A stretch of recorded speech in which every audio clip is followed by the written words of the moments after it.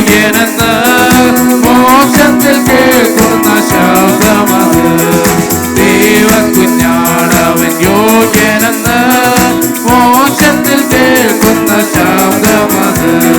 സ്തുതിച്ചിടം വെള്ളത്തിനിരച്ചിപ്പോൾ ശബ്ദത്താൽ പരിശുദ്ധയാം സഭയെ. സ്തുതിച്ചിടം വെള്ളത്തിനിരച്ചിപ്പോൾ ശബ്ദത്താൽ പരിശുദ്ധയാം സഭയെ. ദയ ലഭിച്ചോർ നാം സ്തുതിച്ചിടുവോ, അതിനു യോഗ്യൻ ക്രിസ്തുവത്രേ. ദയ ലഭിച്ചോർ നാം സ്തുതിച്ചിടുവോ, അതിനു യോഗ്യൻ ക്രിസ്തുവത്രേ. മാധുര്യരാഗമഗീതങ്ങളാലെ അവനെ നമുക്ക് തീരാം. മാധുര്യരാഗമഗീതങ്ങളാലെ അവനെ നമുക്ക് തീരാം. യേശുതാൻ വേഗം വരുന്നതിനാൽ മുഴങ്ങാൻ മടക്കി നമസ്കരിക്കാം. യേശുതാൻ വേഗം വരുന്നതിനാൽ മുഴങ്ങാൻ മടക്കി നമസ്കരിക്കാം. നമ്മെ സ്നേഹിച്ച യേശുവെ കണ്ടിടുവോളാം ആനന്ദ നാളതിനെ.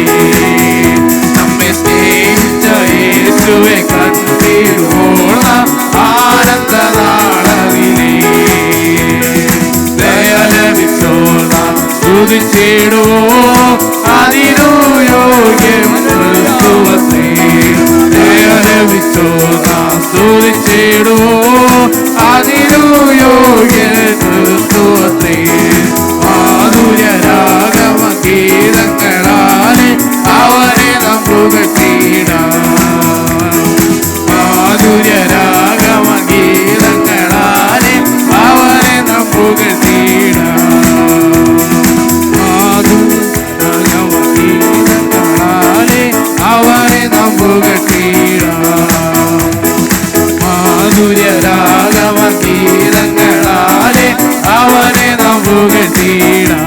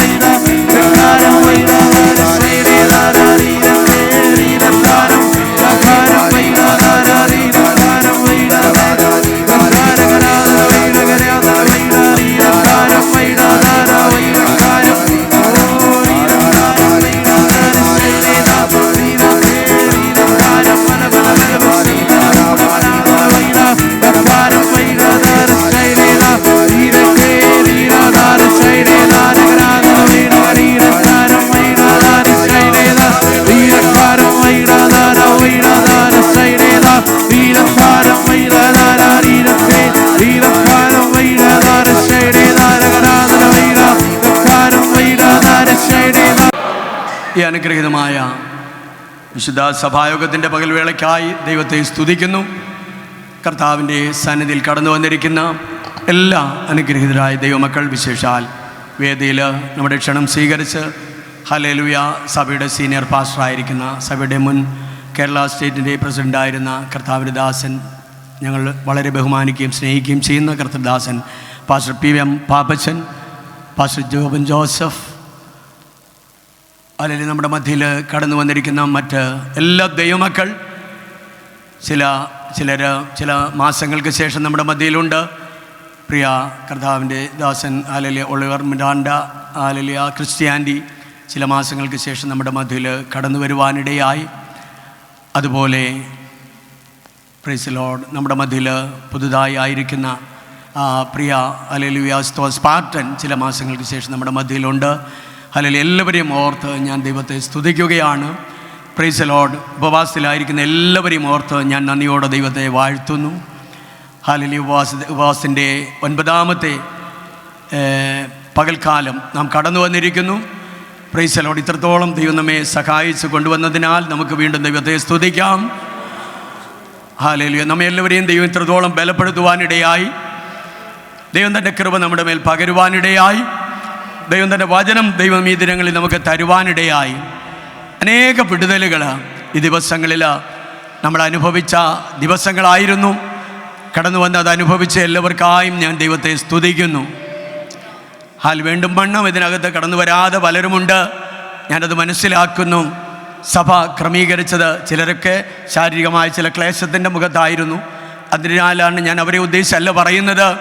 ആരോഗ്യവും സൗഖ്യവും കർത്താവ് കൊടുത്തിട്ടും ഹല്ലേലൂയ ഉത്സാഹത്തോടെ വന്ന് 2-3 ദിവസമൊക്കെ ഉപവസിപ്പാനും സഭയോട് ചേർന്ന് നിൽപ്പാനും കഴിയാതെ ആർക്കെങ്കിലും ഹല്ലേലൂയ വന്നു പോയിട്ടുണ്ടെങ്കിൽ ഹല്ലേലൂയ വരും ദിനങ്ങളിൽ ഇനി 10-13 ദിവസങ്ങൾ നമ്മുടെ മധ്യയിലുണ്ട്. ഹല്ലേലൂയ, നാം ഉത്സാഹത്തോടെ കടന്നു വരുന്നുവെങ്കിൽ 10 ദിവസമോ 7 ദിവസമോ 3 ദിവസമോ അല്ലെങ്കിൽ ഒരു നേരം കഴിച്ചുകൊണ്ടോ ഒക്കെ ഉപവസിപ്പാൻ ദൈവം നമുക്ക് അവസരങ്ങൾ തരും. ഹല്ലേലൂയ, അങ്ങനെ തീരുമാനിക്കുന്നവർക്കായി ഞാൻ ദൈവത്തെ സ്തുതിക്കുകയാണ്. കാലാവസ്ഥയൊക്കെ വളരെ നമുക്ക് അനുകൂലമാണ്. മഴയുണ്ടെന്നേ ഉള്ളൂ. വന്നു പോയാൽ ഇതിനകത്ത് അല്ലെങ്കിൽ നമ്മുടെ ശരീരത്തിനും ഹല്ലേലൂയ ഒരു തണുപ്പിൻ്റെ അനുഭവം കർത്താവ് തന്നിട്ടുണ്ട്. ഇസ്രായേൽ ജനത്തിന് ദൈവം മരുഭൂമിയിലൂടെയുള്ള യാത്രയിൽ മേഘത്തിൻ്റെ തണൽ കൊടുപ്പാനിടയായി. നമ്മൾ വിചാരിക്കും ഇതൊക്കെ യാദൃശ്ചികമായിട്ടാണ് ഉണ്ടാകുന്നത് എന്ന്. എന്നാൽ അല്ലെ, നാം പ്രാർത്ഥിക്കുന്നുവെങ്കിൽ അതുപോലെ നമുക്ക് വേണ്ടി പ്രവർത്തിക്കുന്ന ഒരു ദൈവമാണ്. ഹല്ലേലൂയ, മരുഭൂമിയുടെ ചില ചൂടേറിയ ചില പ്രശ്നസങ്കീർണമായ സാഹചര്യങ്ങളിലൂടെ തൻ്റെ ജനം കടന്നു പോകുമ്പോൾ അവർക്ക് അനുകൂല സാഹചര്യം ഒരുക്കുന്ന ഒരു ദൈവമുണ്ട്. യേശു കർത്താവ് 21 ദിവസം ഉപവസിച്ച് കഴിഞ്ഞപ്പോൾ ദൂതൻ ഇറങ്ങി വന്ന് തന്നെ എന്ത് ചെയ്തു? ശുശ്രൂഷിച്ചു എന്നാണ് അവിടെ കാണുന്നത്. അപ്പോൾ ഞാനിത് പറഞ്ഞത് വെറുതെ അല്ല. കർത്താവ് ഉപവസിച്ചപ്പോഴും നമുക്ക് കാണുവാൻ കഴിയുന്നു ദൂതൻ ഇറങ്ങി വന്ന് കർത്താവിനെ ശുശ്രൂഷിച്ചുവെന്ന്. അങ്ങനെയെങ്കിൽ മരുഭൂമിയുടെ കർത്താവും വൈൽഡർനെസ് ആ മരുഭൂമിയുടെ അനുഭവത്തിലാണ് ഹല്ലേലൂയ ഉപവസിപ്പാനിടയായത്. ആ മരുപ്രദേശത്തായിരുന്നപ്പോഴാണ് പിശാച് പരീക്ഷിക്കുവാൻ വന്നത്. നമ്മളൊക്കെ ആ വിധത്തിലുള്ള സാഹചര്യങ്ങളിലൂടെ കടന്നു പോവുകയാണ്. അത് വിശ്വസിക്കുന്നവർക്കും അനുഭവിക്കുന്നവർക്കായി ഞാൻ ദൈവത്തെ സ്തുതിക്കുകയാണ്. യഥാർത്ഥമായി ദൈവസന്നിധിയിൽ ഏൽപ്പിച്ചു കൊടുത്തുകൊണ്ട് നാം ഉപവസിക്കുകയാണെങ്കിൽ ഒരുപക്ഷെ വളരെ പോരാട്ടങ്ങളൊക്കെ അതിൻ്റെ പിന്നിലുണ്ട്. ഉപവസിപ്പാൻ ഒരുപക്ഷെ നമ്മെ ഇരുത്തത്തില്ല. ഉപവാസം മാറ്റുവാൻ ശ്രമിക്കും. കർത്താവിനോടും ഇതൊക്കെയാണ് ചെയ്തത്. ഉപവാസത്തിൽ നിന്ന് അകറ്റുവാൻ ശ്രമിക്കും. പലതും നമ്മെക്കൊണ്ട് വേണ്ടാത്തത് ചെയ്യിപ്പിക്കുവാൻ ശ്രമിക്കും. ഒരു സ്തോത്രം പറഞ്ഞ് കല്ലൊന്ന് അപ്പമായി തീരുക, ഒന്നെടുത്ത് ചാടുക, വേണ്ടാത്ത തോന്നലുകൾ, വേണ്ടാത്ത ചിന്തകൾ എല്ലാം ഞാൻ നിനക്ക് തരാം, വലിയ വലിയ വാഗ്ദത്തങ്ങൾ, ഇതൊക്കെ ഒരുപക്ഷെ ഉപവാസ ദിനങ്ങളിൽ തൻ്റെ ജനത്തിൻ്റെ മുൻപിൽ വരുവാനിടയാകും. എന്നാൽ അതിൻ്റെ മധ്യയിൽ ദൈവവചനം ഉപയോഗിച്ചുകൊണ്ട് നമ്മൾ കഴിഞ്ഞ ദിവസം കേട്ടു. ഹല്ലേലൂയ, നാം പിശാചിനെ ജയിക്കുന്നത് എങ്ങനെയാണ്? വചനത്താലാണ്. വചനമെന്ന ഇരുവായ്ത്തലയുള്ള വാള് തൻ്റെ ജനത്തിൻ്റെ കയ്യിലുണ്ട്. 150 സങ്കീർത്തനം 149 നമ്മൾ കഴിഞ്ഞ ദിനം വായിച്ചു. ഹല്ലേലൂയ, ആ വാള് നമുക്ക് ദൈവം തന്നിട്ടുണ്ട്. അങ്ങനെയെങ്കിൽ ആ നിലയിൽ മുന്നോട്ട് പോകുവാൻ ദൈവജനത്തെ ദൈവം ഒരുക്കട്ടെ. പ്രത്യേകിച്ച് ഒരു കാര്യം ഞാൻ പ്രാരംഭത്തിൽ തന്നെ പറയുന്നു. വരും ദിനങ്ങളിൽ പല ശോധനകളും സഭയ്ക്ക് വരുമെന്ന് പല ദൈവദാസന്മാരിലൂടെ ഇവിടെ മുന്നറിയിപ്പ് തന്നിട്ടുണ്ട്. എനിക്കറിയാം, ഞാനിവിടെ വന്ന നാളുകളിലൊക്കെ ചില വിഷയങ്ങൾ പറഞ്ഞത് അതുപോലെ സംഭവിപ്പാനിടയായി. ഹല്ലേലൂയ, ഞാനതിന് വളരെ പ്രാർത്ഥിച്ചു. ഹല്ലേലൂയ, എന്നാൽ ഒരുപക്ഷെ കർത്താവ് കുറെ നീക്കി കാണും. നമ്മളെല്ലാവരും അത് പ്രാർത്ഥിച്ചിട്ടുണ്ട്. ഹല്ലേലൂയ, എന്നാൽ ഇന്ന് പകൽക്കാലം ഏറ്റെടുത്ത് നാം വിഷയങ്ങൾക്ക് വേണ്ടി പ്രാർത്ഥിക്കണം. പ്രവചന ശബ്ദങ്ങൾ വെറുതെ അല്ല. യഥാർത്ഥമായി ദൈവം വ്യക്തമായി നമ്മോട് വ്യക്തിപരമായി ഹല്ലേലൂയ പറയുന്ന ഓരോ ശബ്ദങ്ങളും ഹല്ലേലൂയ അതുപോലെ സംഭവിപ്പാൻ സാധ്യതയുണ്ട്. എന്നാൽ അതിൻ്റെ മധ്യേ നീക്കുപോക്ക് തരുന്ന ഒരു ദൈവമാണ് നമ്മുടെ ദൈവം. ഒരു ഡേറ്റ് കഴിഞ്ഞ ദിവസം വന്ന കർത്താവിൻ്റെ ദാസൻ പറഞ്ഞത് 13 മുതൽ 18 വരെയുള്ള ദിനങ്ങളിൽ സഭ വളരെ ശ്രദ്ധയോടെ ആയിരിക്കണമെന്ന്, പ്രാർത്ഥനയോട്. ഞാൻ പ്രാരംഭത്തിൽ അത് പറഞ്ഞതേ ഉള്ളൂ. ഞാൻ എടുത്ത ആ സങ്കീർത്തന ഭാഗങ്ങളിലേക്ക് ഹല്ലേലൂയ വേഗത്തിൽ ശ്രദ്ധ തിരിച്ചിട്ട് നമ്മുടെ മധ്യയിൽ കർത്താവിൻ്റെ വിലപ്പെട്ട ദാസനുണ്ടല്ലോ, അല്ലെ, ദൈവവചനത്തിൽ നമുക്ക് കേൾക്കേണ്ടതായിട്ടുണ്ട്, എല്ലാം ചന്തവുമിതമായി പോകേണ്ടതായിട്ടുണ്ട്. ദൈവകരങ്ങളിൽ നമുക്ക് പ്രാർത്ഥനയോടെ സമർപ്പണത്തോടെ ആയിരിക്കാം. 66-ാം സങ്കീർത്തനം 20 വാക്യങ്ങൾ അടങ്ങുന്ന ഈ സങ്കീർത്തന വചനത്തിൽ നമ്മൾ ആഗമനം നോക്കുമ്പോൾ പ്രൈസ് ദി ലോർഡ് ഹല്ലേലൂയ 4 ഭാഗങ്ങളായിട്ട് അതിനെ കാണുവാൻ കഴിയും. എല്ലാവരും ആ ബൈബിളിലേക്ക് ഒന്ന് നോക്കിയേ. ബൈബിളിൽ ഉള്ളവരെല്ലാവരും അത് ശ്രദ്ധിക്കണം. 1-ാം വാക്യം തുടങ്ങുന്നത് ഇങ്ങനെയാണ്, ഒന്ന് വായിക്കാം. സർവഭൂമിയുമായുള്ളവേ ദൈവത്തിന് ഘോഷിപ്പീൻ. സർവഭൂമിയുമായുള്ളവേ, ഒരു വിളി, ഹല്ലേലൂയ. ഒരു കൂട്ടം ജനത്തെ അല്ലെങ്കിൽ ഒരു കൂട്ടം ജനത്തോട് ആഹ്വാനം ചെയ്യുകയാണ്, സർവഭൂമിയുമായുള്ളവേ. രണ്ടാമത് നമുക്ക് കാണുവാൻ കഴിയുന്നത് അതിൻ്റെ 8-ാം വാക്യം ഒന്ന് വായിക്കാം. വംശങ്ങളെ നമ്മുടെ ദൈവത്തെ വാഴ്ത്തുവീൻ, അവന്റെ സ്തുതിയെ ഉച്ചത്തിൽ കേൾപ്പിപ്പീൻ. 1-ാമത്തെ വാക്യത്തിൽ പറയുന്നു, സർവഭൂമിയുമായുള്ളവേ ദൈവത്തിന് ഘോഷിപ്പീൻ. 2-ാമത്തെ വചനം 8-ാം വാക്യത്തിൽ പറയുന്നു, വംശങ്ങളെ നമ്മുടെ ദൈവത്തെ വാഴ്ത്തുവീൻ, അവന്റെ സ്തുതിയെ എങ്ങനെ ഉച്ചത്തിൽ കേൾപ്പിപ്പീൻ.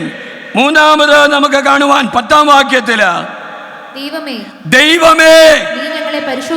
നീ ഞങ്ങളെ പരിശോധിച്ചിരിക്കുന്നു, വെള്ളി ഊതിക്കഴിക്കും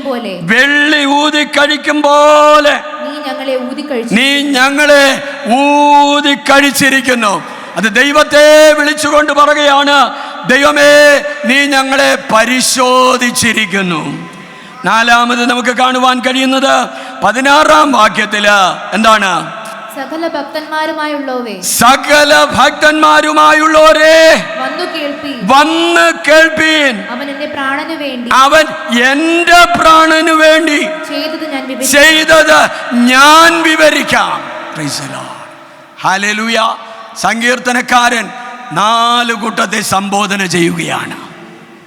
4 പേരോട്, 3 പേരോട് ദൂതാണ്, അല്ലെങ്കിൽ അവർ ചെയ്യുവാൻ പറയുന്ന കാര്യമാണ്.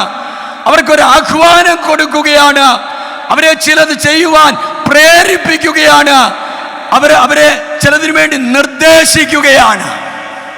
നമുക്കും ദൈവത്തിൽ നിന്ന് ഇതൊക്കെയാണ് ലഭിക്കേണ്ടത്. എത്ര പേരത് വിശ്വസിക്കുന്നുണ്ട്? ഹല്ലേലൂയ, സ്തോത്രം. 1-ാമത് ഒരു പൊതുസമൂഹത്തെ, ആരെയാണ്? സർവഭൂമിയുമായുള്ളവേ. ഹല്ലേലൂയ. ചെറുകൂട്ടത്തെ അല്ല ഇവിടെ പറയുന്നത്, സർവഭൂമിയെയും അഖിലാണ്ടത്തെ മുഴുവനും ദൈവത്തിന്റെ സൃഷ്ടികളെ എല്ലാം സംബോധന ചെയ്യുന്ന ഒരു വാക്യമാണ് നമുക്കവിടെ കാണുന്നത്. എല്ലാവരോടും കർത്താവിന് പറയുവാനുള്ളത്, സങ്കീർത്തനക്കാരന് അവിടെ പറയുവാനുള്ളത് എന്താണ്? സർവഭൂമിയുമായുള്ളവരെ ദൈവത്തിന് ഘോഷിപ്പീൻ. സന്തോഷമുള്ളവർ ഉറച്ചൊരു ഹല്ലേലൂയ എന്ന് പറഞ്ഞേ.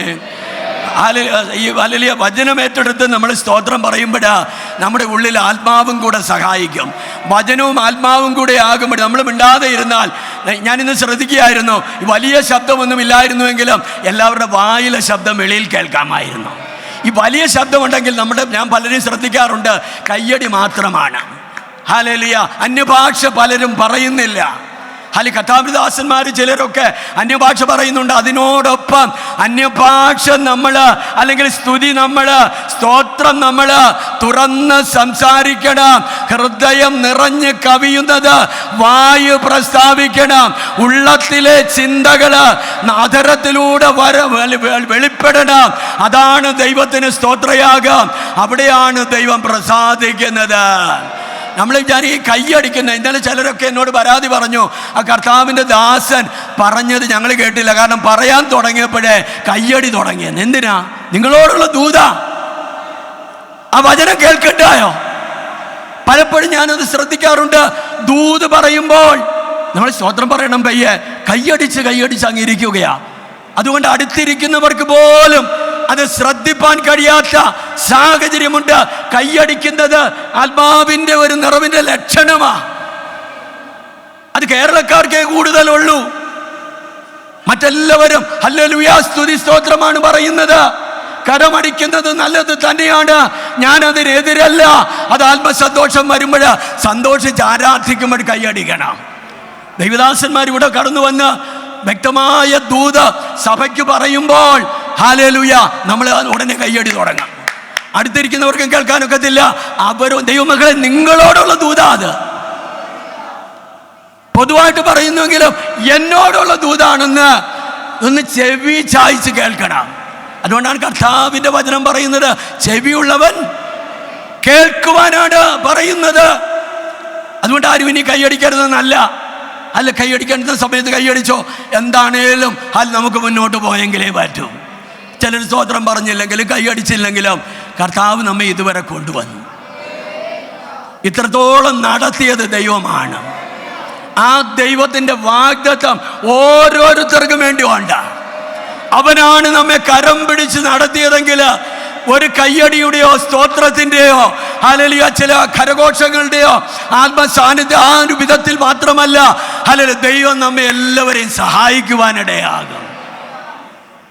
എത്ര പേരത് വിശ്വസിക്കുന്നുണ്ട്? ഞാൻ പറഞ്ഞു വന്നത്, കർത്താവിന് പറയാനുണ്ട്. പാട്ടുപാടി ആരാധിക്കുമ്പോൾ കൈയടിച്ചോ, ആരാധിച്ചോ. അതുപോലെ വചനം കേൾക്കുമ്പോഴും ഹല്ലേലൂയ വചനത്തിൽ എന്താണ് പറയുന്നതെന്ന് കേട്ടൊന്ന് സ്തോത്രം ചെയ്ത് ആരാധിപ്പാനിടയാകണം. ദൂതിലേക്ക് വരുമ്പോൾ കയ്യടി തുടങ്ങിക്കഴിഞ്ഞാൽ ആർക്കും ഒന്നും കേൾപ്പാൻ കഴിയത്തില്ല. ഹല്ലേലൂയ സ്തോത്രം സ്തോത്രം. കരമുയർത്തി ഒരു സ്തോത്രം പറഞ്ഞാട്ട് പ്രൈസ് ദി ലോർഡ്. കർത്താവിന് പറയുവാനുണ്ട്. സങ്കീർത്തനക്കാരൻ അവിടെ പറയുകയാണ്, ഒന്നാമത് പറയുകയാണ് ഹല്ലേലൂയ സ്തോത്രം, സർവ ഭൂമിയുമായുള്ളവേ എന്ന് വെച്ചാൽ സകലരെയും അതിനകത്ത് ഉൾപ്പെടുത്തുകയാണ്. അവർ ദൈവത്തിന് എന്ത് ചെയ്യണം? ഘോഷിക്കണം. ദൈവസന്നിധിയിൽ ഘോഷിക്കണം. നമ്മൾ ഹല്ലേലൂയ നമ്മളിന്ന് പാടുവാനിടയായി. ഹല്ലേലൂയ സ്തോത്രം. ആരാധിപ്പാൻ നമുക്ക് കൈകൊട്ടിപ്പാടാൻ കാരണമുണ്ട്. കാരണം കൂടാതെ ആരും കൈകൊട്ടരുത് എന്ന് വെച്ചാൽ അറിഞ്ഞാരാധിപ്പാനിടയാണ്. ഹല്ലേലൂയ വരികൾ ധ്യാനിച്ചുകൊണ്ട് എൻ്റെ ദൈവം എനിക്ക് ഇന്നത് ചെയ്തു, ഇന്ന ദൂത് അല്ലെങ്കിൽ ഇന്ന കാര്യം അല്ലെ കാരണമുണ്ടെങ്കിൽ നമ്മൾ കൈകൊട്ടുവാനിടയാകണം. വെറുതെ കൈകൊട്ടിയാൽ വെറും ശബ്ദമാകും. എന്നാൽ ആരാധിപ്പാൻ നമുക്ക് കാരണമുണ്ട്. സ്തോത്രം പറഞ്ഞാട്ട് സ്തോത്രം സ്തോത്രം സ്തോത്രം സ്തോത്രം ഹല്ലേലൂയ സ്തോത്രം. ആരാധിപ്പാൻ നമുക്ക് കാരണമുണ്ട്. സർവഭൂമിയുമായുള്ളവേ ദൈവത്തിന് അവന്റെ വാക്യം ഒന്ന് വായിച്ച രണ്ടാം വാക്യം, അവന്റെ നാമത്തിന്റെ മഹത്വം കീർത്തിപ്പി, അവന്റെ സ്തുതി മഹത്വീകരിപ്പി. മൂന്നാം വാക്യം, നിന്റെ പ്രവർത്തികൾ എത്ര ഭയങ്കരം. എന്തിനാണ് ദൈവത്തിന് ഘോഷിക്കേണ്ടത്? ഹല്ലേലൂയ നിന്റെ പ്രവർത്തികള്. ഭൂമിയെ നോക്കിയാലും ആകാശത്തെ നോക്കിയാലും മനുഷ്യനെ നമ്മെ ഓരോരുത്തരെയും നോക്കിയാലും കർത്താവിൻ്റെ കൈകളുടെ പ്രവൃത്തി എത്ര ഭയങ്കരമാണ്. നമ്മെ ഭയങ്കരവും അതിശയകരവുമായി നമ്മെ സൃഷ്ടിച്ചിരിക്കുന്ന ദൈവമാണ്. ഭയങ്കരവും അതിശയകരവുമായി ലോകത്തെ സൃഷ്ടിച്ചു, ഭൂമിയെ സൃഷ്ടിച്ചു, അഖിലാണ്ടത്തെ സൃഷ്ടിച്ചു, ആകാശവിധാനത്തെ ദൈവം സൃഷ്ടിച്ചു. ദൈവത്തിന്റെ പ്രവൃത്തികൾ ഓർത്ത് നാം മിണ്ടാതിരിക്കരുത്. നാം രാത്രിയിൽ ആകാശത്തെ ഒന്ന് ശ്രദ്ധിക്കുമ്പോൾ എത്രയധികം ദൈവത്തെ സ്തുതിപ്പാൻ കഴിയും.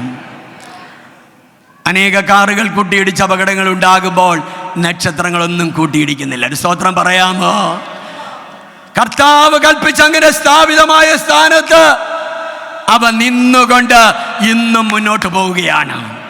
ഞാൻ വേഗത്തിൽ പോകട്ടെ. ഹല്ലേലൂയ സ്തോത്രം. അവന്റെ പ്രവർത്തികൾ എത്ര!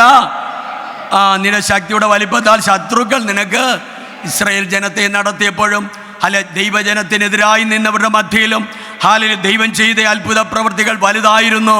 അതുകൊണ്ട് അവിടെ നമുക്ക് കാണുവാൻ കഴിയുന്നു. ഇതെല്ലാം കാണുന്ന ദൈവമക്കൾ, അല്ലെങ്കിൽ കാണുന്ന സകലരും, അവിടെ ദൈവമക്കളെ കുറിച്ചല്ല പറയുന്നത്, സകല ജനത്തോടും പറയുകയാണ്, സർവഭൂസിമാവാസികളോടും പറയുകയാണ്. അല്ലെങ്കിൽ നിങ്ങൾ അറിയേണ്ടുന്ന ഒരു കാര്യമുണ്ട്, ഭയങ്കരമായി ദൈവം ഇവിടെയെല്ലാം പ്രവർത്തിച്ചിരിക്കുകയാണ്. ദൈവമില്ല എന്ന് പറയുന്നവര് അവന്റെ പ്രവർത്തികൾ നമ്മൾ റോമാലേഖനം കൊരിന്ത്യലേഖനമൊക്കെ ആ ആദ്യ ഭാഗത്ത് എഴുതിയിട്ടുണ്ട്. കർത്താവ് ഹല്ലേലൂയ ആകാശത്തെയും ഭൂമിയെയും അവൻ സൃഷ്ടിച്ചതിനെയൊക്കെയും നോക്കുമ്പോൾ നമുക്ക് ദൈവത്തെ സ്തുതിപ്പാൻ കഴിയുമെന്ന്.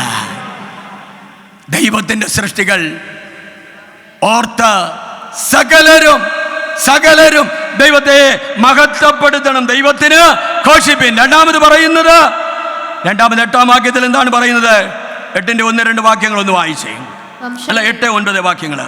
വംശങ്ങളെ നമ്മുടെ ദൈവത്തെ വാഴ്ത്തുവീ, അവന്റെ സ്തുതിയെ ഉച്ചത്തിൽ കേൾപ്പിപ്പീ. അവൻ നമ്മെ ജീവനോടെ കാക്കുന്നു, നമ്മുടെ കാലടികൾ വഴുതുവാൻ സമ്മതിക്കുന്നതുമില്ല. Praise the lord. വംശങ്ങളോട് ഞാൻ ഇത് അർത്ഥമാക്കുന്നത് ഞാൻ ചിന്തിക്കുന്നു. വംശങ്ങൾ എന്ന് വെച്ചാൽ ഗോത്രങ്ങൾ, അല്ലെങ്കിൽ ഇസ്രായേൽ ജനത്തോട് പറയുന്ന അതിനു മുൻപുള്ള വാക്യങ്ങളും ഇതിനോട് ചേർന്ന് വരും. ഹല്ലേലൂയ. 6-ാം വാക്യം മുതൽ അവൻ സമുദ്രത്തെ ഉണങ്ങിയ നിലമാക്കി, അവർ കാൽനടയായി നടന്നുപോയി, അവിടെ നാം അവനിൽ സന്തോഷിച്ചു, അവൻ തന്റെ ശക്തിയാൽ എന്നേക്കും വാഴുന്നു. Price the Lord. ഇസ്രായേൽ ജനത്തെ നടത്തിയ വിധങ്ങള്, പ്രശ്നങ്ങളുടെ മധ്യയില്, പ്രതികൂലങ്ങളുടെ മധ്യയില് ഇസ്രായേൽ ജനത്തെ ദൈവം എങ്ങനെയാണ് നടത്തുവാനിടയായത്? സർവഭൂമിയോടും ദൈവം ദൂത് പറഞ്ഞിട്ട് തന്റെ ജനത്തോട്, 12 ഗോത്രങ്ങൾ ഉൾപ്പെടുന്ന യഹൂദ ജനതയോട്, ഇസ്രായേൽ ജനത്തോട്, ആ വംശത്തോട് ദൈവം പറയുകയാണ്, ദൈവം നിങ്ങളെ നടത്തുവാനിടയായി. ദൈവം നിങ്ങളെ ഫറവോന്റെ അടിമത്തത്തിൽ നിന്ന് മോചിപ്പാനിടയായി. ഒന്നാമത് ദൈവം ചെയ്ത പ്രവൃത്തി. മരുഭൂമിയിൽ ദൈവം നിങ്ങളെ നടത്തുവാനിടയായി. നിങ്ങളുടെ യാത്രാമധ്യയില് വെള്ളവും മഞ്ഞയും ദൈവം നിങ്ങൾക്ക് തരുവാനിടയായി. ശത്രു രാജാക്കന്മാരെ ദൈവം നിഗ്രഹിപ്പാനിടയായി. യോർദാൻ നദി കടക്കുവാൻ ദൈവം സഹായിപ്പാനിടയായി.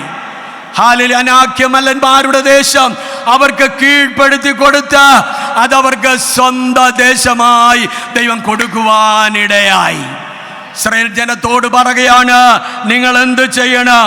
വംശങ്ങളെ, നമ്മുടെ ദൈവത്തെ എന്ത് ചെയ്യണം? വാഴ്ത്തണം, ഘോഷിക്കണമെന്ന് സർവഭൂമിയുമായുള്ളവരോട് പറഞ്ഞുവെങ്കിൽ ഇവിടെ പറയുകയാണ്, വംശങ്ങളെ, നമ്മുടെ ദൈവത്തെ എന്ത് ചെയ്യണം? വാഴ്ത്തണമെന്ന്. പകൽക്കാലം കർത്താവിനെ വാഴ്ത്തുവാനാണ് നമ്മൾ വന്നത്. ഇക്കഴിഞ്ഞ ദിനങ്ങളിൽ ദൈവം ചെയ്ത ഓരോരോ ഉപകാരങ്ങൾ ഓർക്കുവാൻ കഴിയുന്നവർക്കായി ഞാൻ ദൈവത്തെ സ്തുതിക്കുകയാണ്. എണ്ണിയാൽ തീരാത്ത നന്മകൾ തന്നുകൊണ്ട് പലവിധമായ പ്രശ്നങ്ങൾ, ഭാരങ്ങൾ, രോഗങ്ങൾ, കഷ്ടതകളൊക്കെ നമ്മുടെയും നമ്മുടെ ജീവിതത്തിൽ, നമ്മുടെ തലമുറകളിലും വിഷയങ്ങളിലൊക്കെ കടന്നു വന്നപ്പോൾ ദൈവം ചെയ്ത നന്മകൾ എത്രയധികമെന്ന് ഇന്ന് പകൽക്കാലം ഓർത്ത് ധ്യാനിപ്പാൻ കഴിയുന്നവർക്കായി ഞാൻ ദൈവത്തെ സ്തുതിക്കുകയാണ്. അവരോട് പറയുകയാണ്, അവർ ദൈവത്തെ വാഴ്ത്തണമെന്ന്. ആരാധന കൊടുപ്പാനാണ് നാം ആയിരിക്കുന്നത്. നമ്മുടെ ഹൃദയം നിറഞ്ഞ് കവിഞ്ഞ് ദൈവത്തിന് ഇന്ന് പകൽക്കാലം ആരാധന അർപ്പിപ്പാൻ, ആ സ്തുതി സ്തോത്രങ്ങൾ അർപ്പിപ്പാൻ, ആ കൃപയോട് ദൈവത്തിന് നന്ദി പറയുവാൻ, അവൻ ചെയ്ത ഉപകാരങ്ങളൊന്നും മറക്കാതെ അധരത്തിൽ നിന്ന്, ഹൃദയത്തിൽ നിന്ന് ദൈവത്തിന് നന്ദി പറയുവാൻ ഇന്ന് പകൽക്കാലം ദൈവത്തിന്റെ വചനം നമ്മോട് ഇടപെടുകയാണ്. ഉപവാസ ദിനങ്ങളിൽ കടന്നു വന്ന് ദൈവസന്നിധിയിൽ മുട്ടിന്മേലിരിപ്പാൻ, ദൈവത്തോട് പ്രാർത്ഥിപ്പാൻ, ദൈവം നമ്മെ നടത്തുന്നതിന് തൻ്റെ ആലോചന, തൻ്റെ വചനം, തൻ്റെ ആത്മശക്തി, തൻ്റെതായ കരം നമുക്ക് വേണ്ടി വെളിപ്പെടുമ്പോൾ ഹല്ലേലൂയ, നാം ഓരോ ദിനങ്ങളിലും കടന്നു വന്ന ദൈവത്തെ ഒന്ന് വാഴ്ത്തുവാൻ, കടന്നു വന്ന ദൈവത്തെ ഒന്ന് സ്തുതിക്കുവാൻ നാം നമ്മെ തന്നെ സമർപ്പിക്കുന്നുവെങ്കിൽ, അവിടെ പറഞ്ഞത് അവൻ്റെ സ്തുതിയെ ഉച്ചത്തിൽ കേൾപ്പിൻ, അവൻ നമ്മെ എന്ത് ചെയ്യുന്നു? ജീവനോടെ കാക്കുന്നു.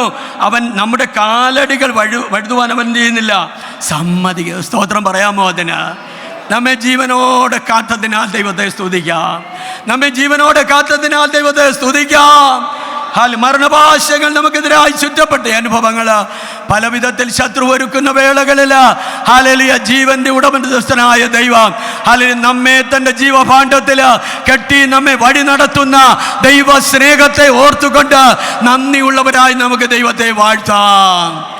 ഹല്ലേലൂയ. അവൻ നമ്മെ ജീവനോടെ കാക്കുന്നു. നമ്മുടെ കാലടികൾ എന്ത് ചെയ്യാൻ അനുവദിക്കുന്നില്ല, വഴുതുവാൻ അനുവദിക്കുന്നില്ല. Price the Lord. അല്ലേ, മൂന്നാമതൊരു ഭാഗം 10-ാം വാക്യം ഒന്ന് വായിച്ചേ. ദൈവമേ, നീ ഞങ്ങളെ പരിശോധിച്ചിരിക്കുന്നു, വെള്ളി ഊതി കഴിക്കും പോലെ നീ ഞങ്ങളെ ഊതി കഴിച്ചിരിക്കുന്നു. മതി. ഹല്ലേലൂയ. ഭാഗം സന്നിധിയിലായിരിക്കാം. തുടർന്ന് ദൈവനം ശുശ്രൂഷിക്കുന്ന കർത്താവിൻ്റെ വിലപ്പെട്ട ദാസൻ, നാം ഏവരും സ്നേഹിക്കുകയും ബഹുമാനിക്കുകയും ചെയ്യുന്ന കർത്താവിൻ്റെ വിലപ്പെട്ട ദാസൻ പാസ്റ്റർ പി എം പാപ്പച്ചൻ അവറുകളാണ്. അല്ലെങ്കിൽ വിളിച്ചപ്പോൾ തന്നെ ഭവനത്തിൽ പ്രിയ മാമയ്ക്ക് സുഖമില്ലാത്ത അനുഭവങ്ങളൊക്കെ ഉണ്ടെങ്കിൽ ആളുകളിൽ ദൈവം കർത്താവിൻ്റെ ദാസനിലൂടെ നമുക്ക് തന്നിട്ടുള്ള സന്ദേശങ്ങളെല്ലാം വിലപ്പെട്ടതായിരുന്നു. വളരെ പ്രാർത്ഥനയോടെ തുടർന്നുള്ള നിമിഷങ്ങളിൽ കർത്തൃ സന്നിധിയിലായിരിക്കാം. കർത്താവിൻ്റെ ദാസനെ തുടർന്നുള്ള സമയത്തെ ശുശ്രൂഷകൾക്കായി ക്ഷണിച്ചുകൊള്ളുന്നു. ആമേൻ.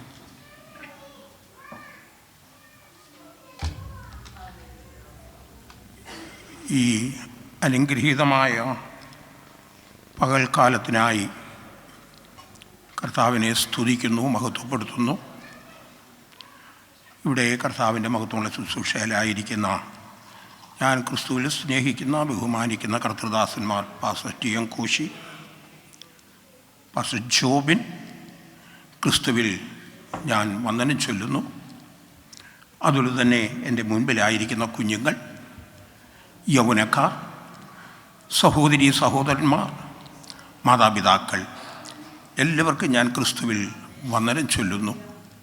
ഏറിയ നാളുകൾക്ക് ശേഷം കർത്താവിനെ സ്നേഹിക്കുന്ന വിലപ്പെട്ട ദൈവമക്കളെ കാണുവാനും ഒന്നിച്ചൊരു കൂട്ടായ്മ ആചരിപ്പാനും സ്വർഗത്തിലെ ദൈവം ഇങ്ങനെ ഒരവസരം ഒരുക്കി തന്നു.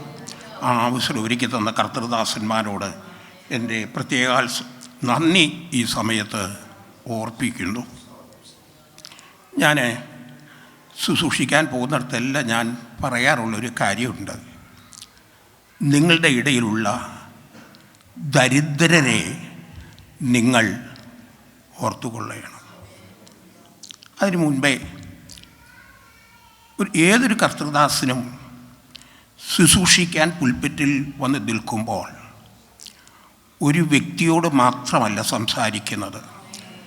ദൈവത്തിൻ്റെ പരിശുദ്ധാത്മാവ് അവിടെ കടന്നു വന്ന എല്ലാവരോടുമായിട്ടാണ് സംസാരിക്കുന്നത്. എന്നാൽ കടന്നു വന്ന ഓരോ വ്യക്തിക്കും അതിനകത്തൊരു ദൂതുണ്ടായിരിക്കും. അത് എന്നോടാണ് എന്നറിഞ്ഞ് പ്രസംഗം നല്ലതായിരുന്നു എന്ന് പറഞ്ഞിട്ട് കൈയടിച്ചിട്ട് പോകാനല്ല, ആ വചനത്തിൻ്റെ മുന്നിൽ നമ്മെ സമർപ്പിച്ചു കൊടുത്ത് ആ വചനത്തെ നാം ഏറ്റെടുക്കുമ്പോൾ അത് നമ്മുടെ ജീവിതത്തിൽ വിടുതലായി, സൗഖ്യമായി, അനുഗ്രഹമായി മാറ്റപ്പെടും. നാം ഇവിടെ ഇരുന്ന് ദൈവത്തെ ആരാധിക്കുമ്പോഴും കോടാനുകോടി മൈലുകൾക്കപ്പുറത്തും വിടുതൽ അയപ്പാൻ എൻ്റെ കർത്താവ് വിശ്വസ്തന. അത് ഓർത്ത് കർത്താവിനെ സ്തുതിക്കുന്നു. ഞാൻ പറഞ്ഞ ഏതൊരു കർത്തൃദാസൻ ശുശ്രൂഷിച്ചാലും നമ്മോട് സംസാരിക്കും. കർത്താവ് ആര് പറയണ്ട, എന്നെ ഏൽപ്പിക്കുക. അതെന്നോടുള്ള ദൂത ഏൽപ്പിച്ചു കൊടുക്കുമ്പോൾ അത് നമുക്ക് അനുഗ്രഹവും വിടുതലുമായി മാറും. അങ്ങനെയാണ് വിടുതൽ പ്രാപിക്കുന്നത്. കേട്ടിട്ട് പോകുന്നവരല്ല, ഏറ്റെടുക്കണം. സ്തോത്രം. ദൈവത്തിൻ്റെ പ്രവൃത്തി നാം എന്തോ കണ്ടെന്നാണ് പറയുന്നത്. ഞാൻ എൻ്റെ സാക്ഷ്യം പറയാനല്ല ഞാൻ ആഗ്രഹിച്ചുമല്ല വന്നത്. ഇവിടെ വന്നപ്പോൾ സങ്കീർത്തനം വായിച്ച കർത്തൃദാസൻ ചോദിച്ചു, അന്ന് കിംസിൽ ഞാൻ ബ്ലഡ് തരാൻ വന്നതിൽ ഒരാളാണ്. അപ്പോഴാണ് ഞാൻ ഒന്നുകൂടെ പരിചയപ്പെടുന്നത്. അതുപോലെ തന്നെ കിംസിൽ ജോലി ചെയ്യുന്ന നമ്മുടെ ഒരു ആൻറ്റിയുണ്ട്, ജൈൻ പാസ്റ്ററുടെ, മേവർഗീസ് പാസ്റ്ററുടെ വീട്ടിൽ റെൻറ്റിന് താമസിക്കുന്ന ആ കൊച്ചു മോൻ പോലും വന്ന് എൻ്റെ രണ്ടാമത്തെ മരുമകന് വേണ്ടി ബ്ലഡ് കൊടുത്തു. അദ്ദേഹം ഗൾഫിൽ ഷാർജയിൽ ഒരു മാനേജറിൽ പോസ്റ്റിൽ ജോലി ചെയ്യുന്ന വ്യക്തിയാണ്. അദ്ദേഹത്തിന് ജോണ്ടിസ് പിടിച്ചു, ശരീരം മൊത്തം മഞ്ഞിച്ചു. അപ്പോഴാണ് അറിയുന്നത്. അവിടുത്തെ ഡോക്ടേഴ്സൊക്കെ ചികിത്സിച്ച് കൈവിട്ടു. അദ്ദേഹം ജോലി റിസൈൻ ചെയ്തു. ഇനിയും വരാനൊക്കത്തില്ല, തീർന്നു പോകും. അതിൻ്റെ ചെയർമാൻ പറഞ്ഞു, നോ, ഞാൻ നിൻ്റെ റെസിഗ്നേഷൻ അക്സെപ്റ്റ് ചെയ്യത്തില്ല. നീ പോയി ചികിത്സിച്ചിട്ട് നീ മടങ്ങി വരണം. തൻ്റെ ഹൗസ് ഹോൾഡിങ് ഈ യുട്ടൻസിൽസ് സകലതും കാർഗോയിൽ പാക്ക് ചെയ്ത് ഇന്നും എൻ്റെ വീട്ടിൽ കിടപ്പുണ്ട്. തൊടാതെ ഒരു 7 പെട്ടികൾ. അദ്ദേഹം 1 വർഷത്തെ റെൻറ്റ് കൊടുത്തത് കൊണ്ട് അദ്ദേഹത്തിൻ്റെ ഭവനം അദ്ദേഹം വെക്കേറ്റ് ചെയ്തില്ല. ആ സമയത്ത് ഒരു പുതിയ കാർ വാങ്ങി അതിന് ഡിസ്പോസ് ചെയ്തില്ല. കൂട്ടുകാരനെ ഏൽപ്പിച്ചിട്ടുണ്ട്, കിടന്നോട്ടെ, സമയം വരുമ്പോൾ കൊടുക്കാതെ പറഞ്ഞ് പോന്നു. തൻ്റെ സഹോദരി ബിലീവേഴ്സ് തിരുവല്ല മെഡിക്കൽ കോളേജ് ഭയങ്കര ഹോളുള്ളതുകൊണ്ട് അവിടെ പോയി ചികിത്സിക്കണമെന്ന് പറഞ്ഞ് അവിടെ പോയി. 2 ആഴ്ച അവിടെ ചികിത്സിച്ചു. അവർ കൈയൊഴിഞ്ഞു. അവസാനം കിംസിൽ വന്നു. കിംസിലെ കാര്യമാണ് ഞാൻ ഈ പറഞ്ഞത്. അവിടെ ചികിത്സിക്കുന്ന ഡോക്ടർ പറഞ്ഞു, കിഡ്നി മാറ്റി വെക്കുകയല്ലാതെ, കാരണം 1.8 ദിവസങ്ങൾ 5 ലിറ്റർ ഫ്ലൂയിഡാണ് പുള്ളിയുടെ ഉദരത്തിൽ നിന്ന് എടുത്ത് കളയുന്നത്. ഓർത്ത് നോക്കിക്ക്. ഡോക്ടർ പറഞ്ഞു, കിഡ്നി മാറ്റി വെക്കാതെ അല്ലാതെ ഇതിന് യാതൊരു വിടുതലുമില്ല. കിഡ്നി ഡൊണേറ്റേഴ്സിനെ അപ്രോച്ച് ചെയ്തു. 2 പേര് മുന്നോട്ട് വന്നു, പക്ഷേ വീട്ടുകാർ സമ്മതിച്ചില്ല. കാരണം അങ്ങനെ ഇരിക്കുമ്പം ഡിസ്ചാർജ് ചെയ്ത് കിഡ്നി കിട്ടുമ്പോൾ വന്നാൽ മതി എന്ന് പറഞ്ഞ് വീട്ടിൽ വന്നു. ഇടയ്ക്ക് 1.8 ദിവസം പോയി ഫ്ലൂയിഡ് എടുത്ത് കളഞ്ഞാൽ മതി. ഒരു ദിവസം രാത്രിയിൽ ഞങ്ങൾ കുടുംബമായി ഒരു കർത്തൃദാസനെ കൂടെ വിളിച്ച് ഞങ്ങൾ പ്രാർത്ഥിപ്പാനിരുന്നു. ആ കർത്തൃദാസനൊരാലോചന കൊടുത്തു. നിൻ്റെ കസേരയോടുള്ള പോരാട്ടമായത്. ഞാൻ നിന്നെ സൗഖ്യമുള്ളവനായി നിൻ്റെ ജോലി സ്ഥലത്തേക്ക് പറഞ്ഞയക്കും. വിശ്വസിക്കാൻ കഴിയത്തില്ല, നാളുകൾ എണ്ണി കഴിയുകയാണ്.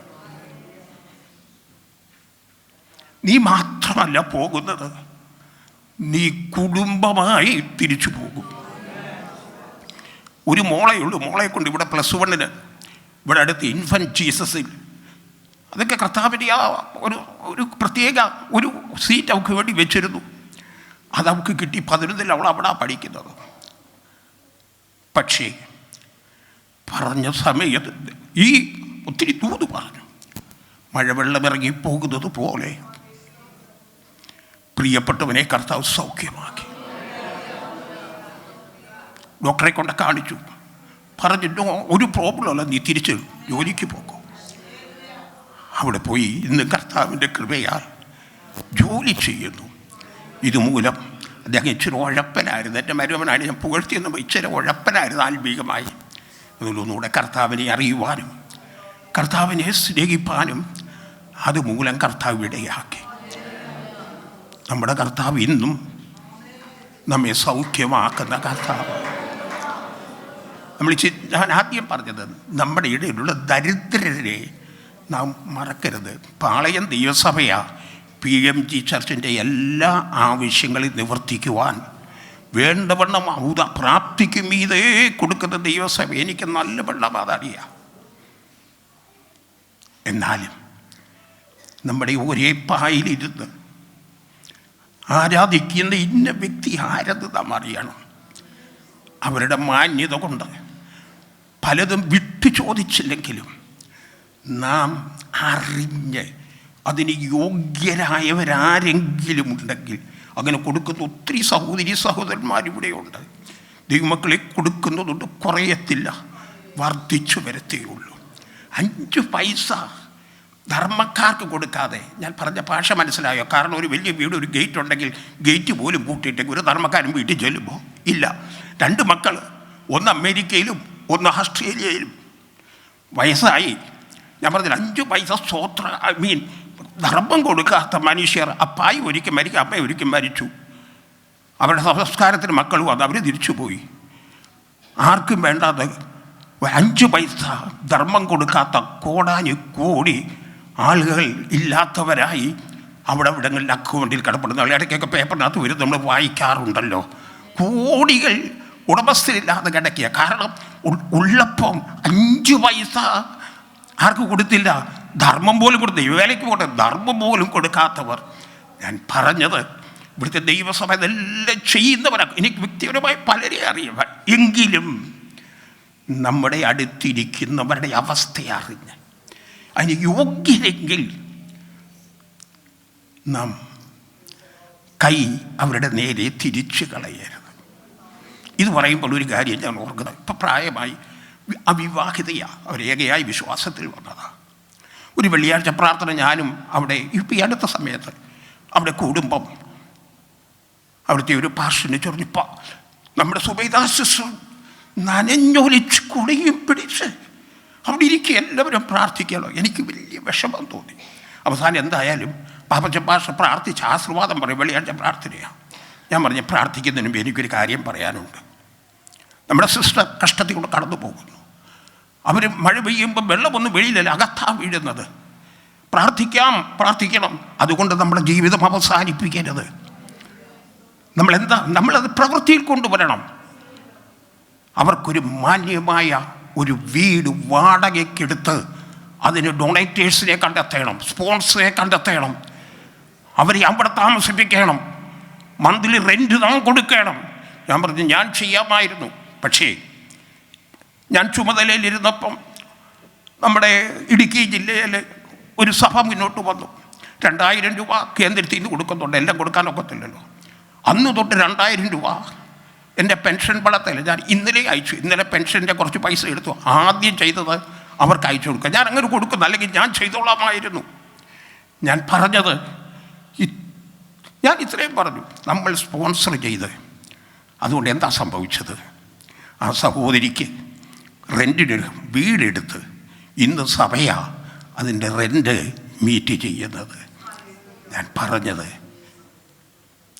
നമ്മൾ നമ്മുടെ വാർദ്ധക്യത്തിലായിരിക്കുന്ന ഏകയായി താമസിക്കുന്ന പ്രിയപ്പെട്ടവരെ, ഇന്ന് എൻ്റെ ഭാര്യയ്ക്ക് സഭായോഗത്തിന് പോകാൻ കഴിയത്തില്ലെങ്കിലും 4-5 സഭയിലുള്ള ഒറ്റയ്ക്ക് താമസിക്കുന്ന സഹോദരിമാർ, അപ്പോൾ തന്നെ വേറെ അഹോവൃത്തിക്ക് ആരുമില്ല, ഒറ്റയ്ക്ക് താമസിക്കുക. എല്ലാ മാസവും കൃത്യമായി എത്ര ഞാൻ പറയത്തില്ല, തനിക്ക് പോകാൻ കഴിയത്തില്ലെങ്കിലും തൻ്റെ ഒരു കസിൻ അവിടെ വരും, കേസോദത്തിൽ ലീലമാമ, അവരുടെ കൊടുത്താക്കി ഇന്നാർക്ക് അത് കൊടുത്തേക്കണം. ഞാൻ പറഞ്ഞത് നമ്മൾ ഒരു പക്ഷെങ്കിൽ ബീഹാറിലെ പ്രവർത്തനങ്ങൾക്ക് കൊടുക്കാൻ സന്തോഷമായി കൊടുക്കണം. 1000 അവിടെ കൊടുക്കും, 1000 പേര്. എന്നാൽ ഒരപ്പത്തിൻ്റെ അംശി, ഒരു പാനപാത്രത്തിൻ്റെ ഓഹരിക്കാരായ ഒരു പായലിരിക്കുന്ന നമ്മുടെ കൂട്ടു സഹോദരിയുടെയോ അവസ്ഥ നാം മറന്നു പോകരുത്. എല്ലാവരെയും നമുക്ക് സഹായിക്കണം. 1-2 പേരെ ഞാൻ തമാശ അല്ല പറഞ്ഞ എൻ്റെ അനുഭവമാണ്. എൻ്റെ കൂടെ ഒരേ പായിൽ 4-5 ഇരുന്ന് ആരാധിക്കുന്ന ഒരു വ്യക്തി, ടി എൻ കോശി പാഷ, ആ പേരൊന്നും പറയത്തില്ല. അദ്ദേഹം പാണമ്പളെ ഒരു നാറ്റം എന്നോട് വന്ന് തുറഞ്ഞു, പാസ്റ്ററെ അയലോക്കത്തുള്ള വീട്ടുകാരുടെ കക്കൂസിൻ്റെ നാറ്റമുണ്ട്, എനിക്ക് അവിടെ താമസിക്കാൻ കഴിയുന്നില്ല. ഞാൻ പറഞ്ഞു അത്രയേ ഉള്ളൂ, ഞാനൊരു വീട് തരാം. എൻ്റെ പെങ്ങൾക്ക് വേണ്ടി ഞാനൊരു വീട് ഇടവക്കോട് വാങ്ങിച്ചു വെച്ചിട്ടുണ്ട്, പുതിയ വീട്. ആരെയും താമസിപ്പിച്ചിട്ടില്ല, വാടക കൊടുക്കത്തുമില്ല. പക്ഷേ എൻ്റെ സഹോദരൻ ഒരു കാര്യം ചെയ്യുക, എൻ്റെ വീട് നോക്കിക്കണം. റെൻറ്റിന് കൊടുത്താൽ 15,000 to 20,000 രൂപ വാടക കിട്ടുന്ന വീട്. ഞാൻ പറഞ്ഞു അവിടെ എത്ര രൂപ കൊടുക്കുന്നുണ്ട്? ഇത്രയും, എനിക്കത് മാത്രം തന്നാൽ മതി. ഇന്നും അദ്ദേഹം അവിടെ താമസിക്കുക. ഞാൻ പറഞ്ഞത് നമ്മുടെ ജീവിതം പ്രവൃത്തിയിൽ കൂടെ നാം ആരാണെന്ന് വെളിപ്പെടുത്തണം. നമ്മുടെ സഹോദരങ്ങളെ ഞാൻ പറഞ്ഞല്ലോ, അതുകൊണ്ടൊന്നും കുറഞ്ഞു പോകത്തില്ലെന്നേ.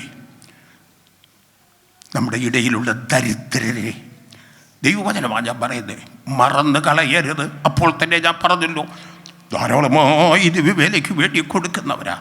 എന്നാൽ ഇത് നാം മറന്നു കളയാതെ അവരെ കൂടെ കരുതി അവർ ചോദിച്ചില്ലല്ലോ, അവർ ചോദിക്കത്തില്ല, അറിഞ്ഞ് നാം അവരെ കരുതി ഒന്നിച്ച്, അതൊക്കെ ദൈവത്തിന് നാമത്തിന് മഹത്വത്തിന് കാരണമായി തീരട്ടെ. പ്രാരംഭമായി എൻ്റെ അനുഭവം ഒന്ന് ഷെയർ ചെയ്തു. ഞാൻ 1 മണിക്ക് 5 മിനിറ്റ് ഉള്ളപ്പം ഞാൻ നിർത്തിയേക്കാം. ഇന്നത്തെ മെസ്സേജ് അതുകൊണ്ട് തീരത്തുമില്ല, എങ്ങനെ പോകുന്നതെന്ന് എനിക്കറിയത്തില്ല.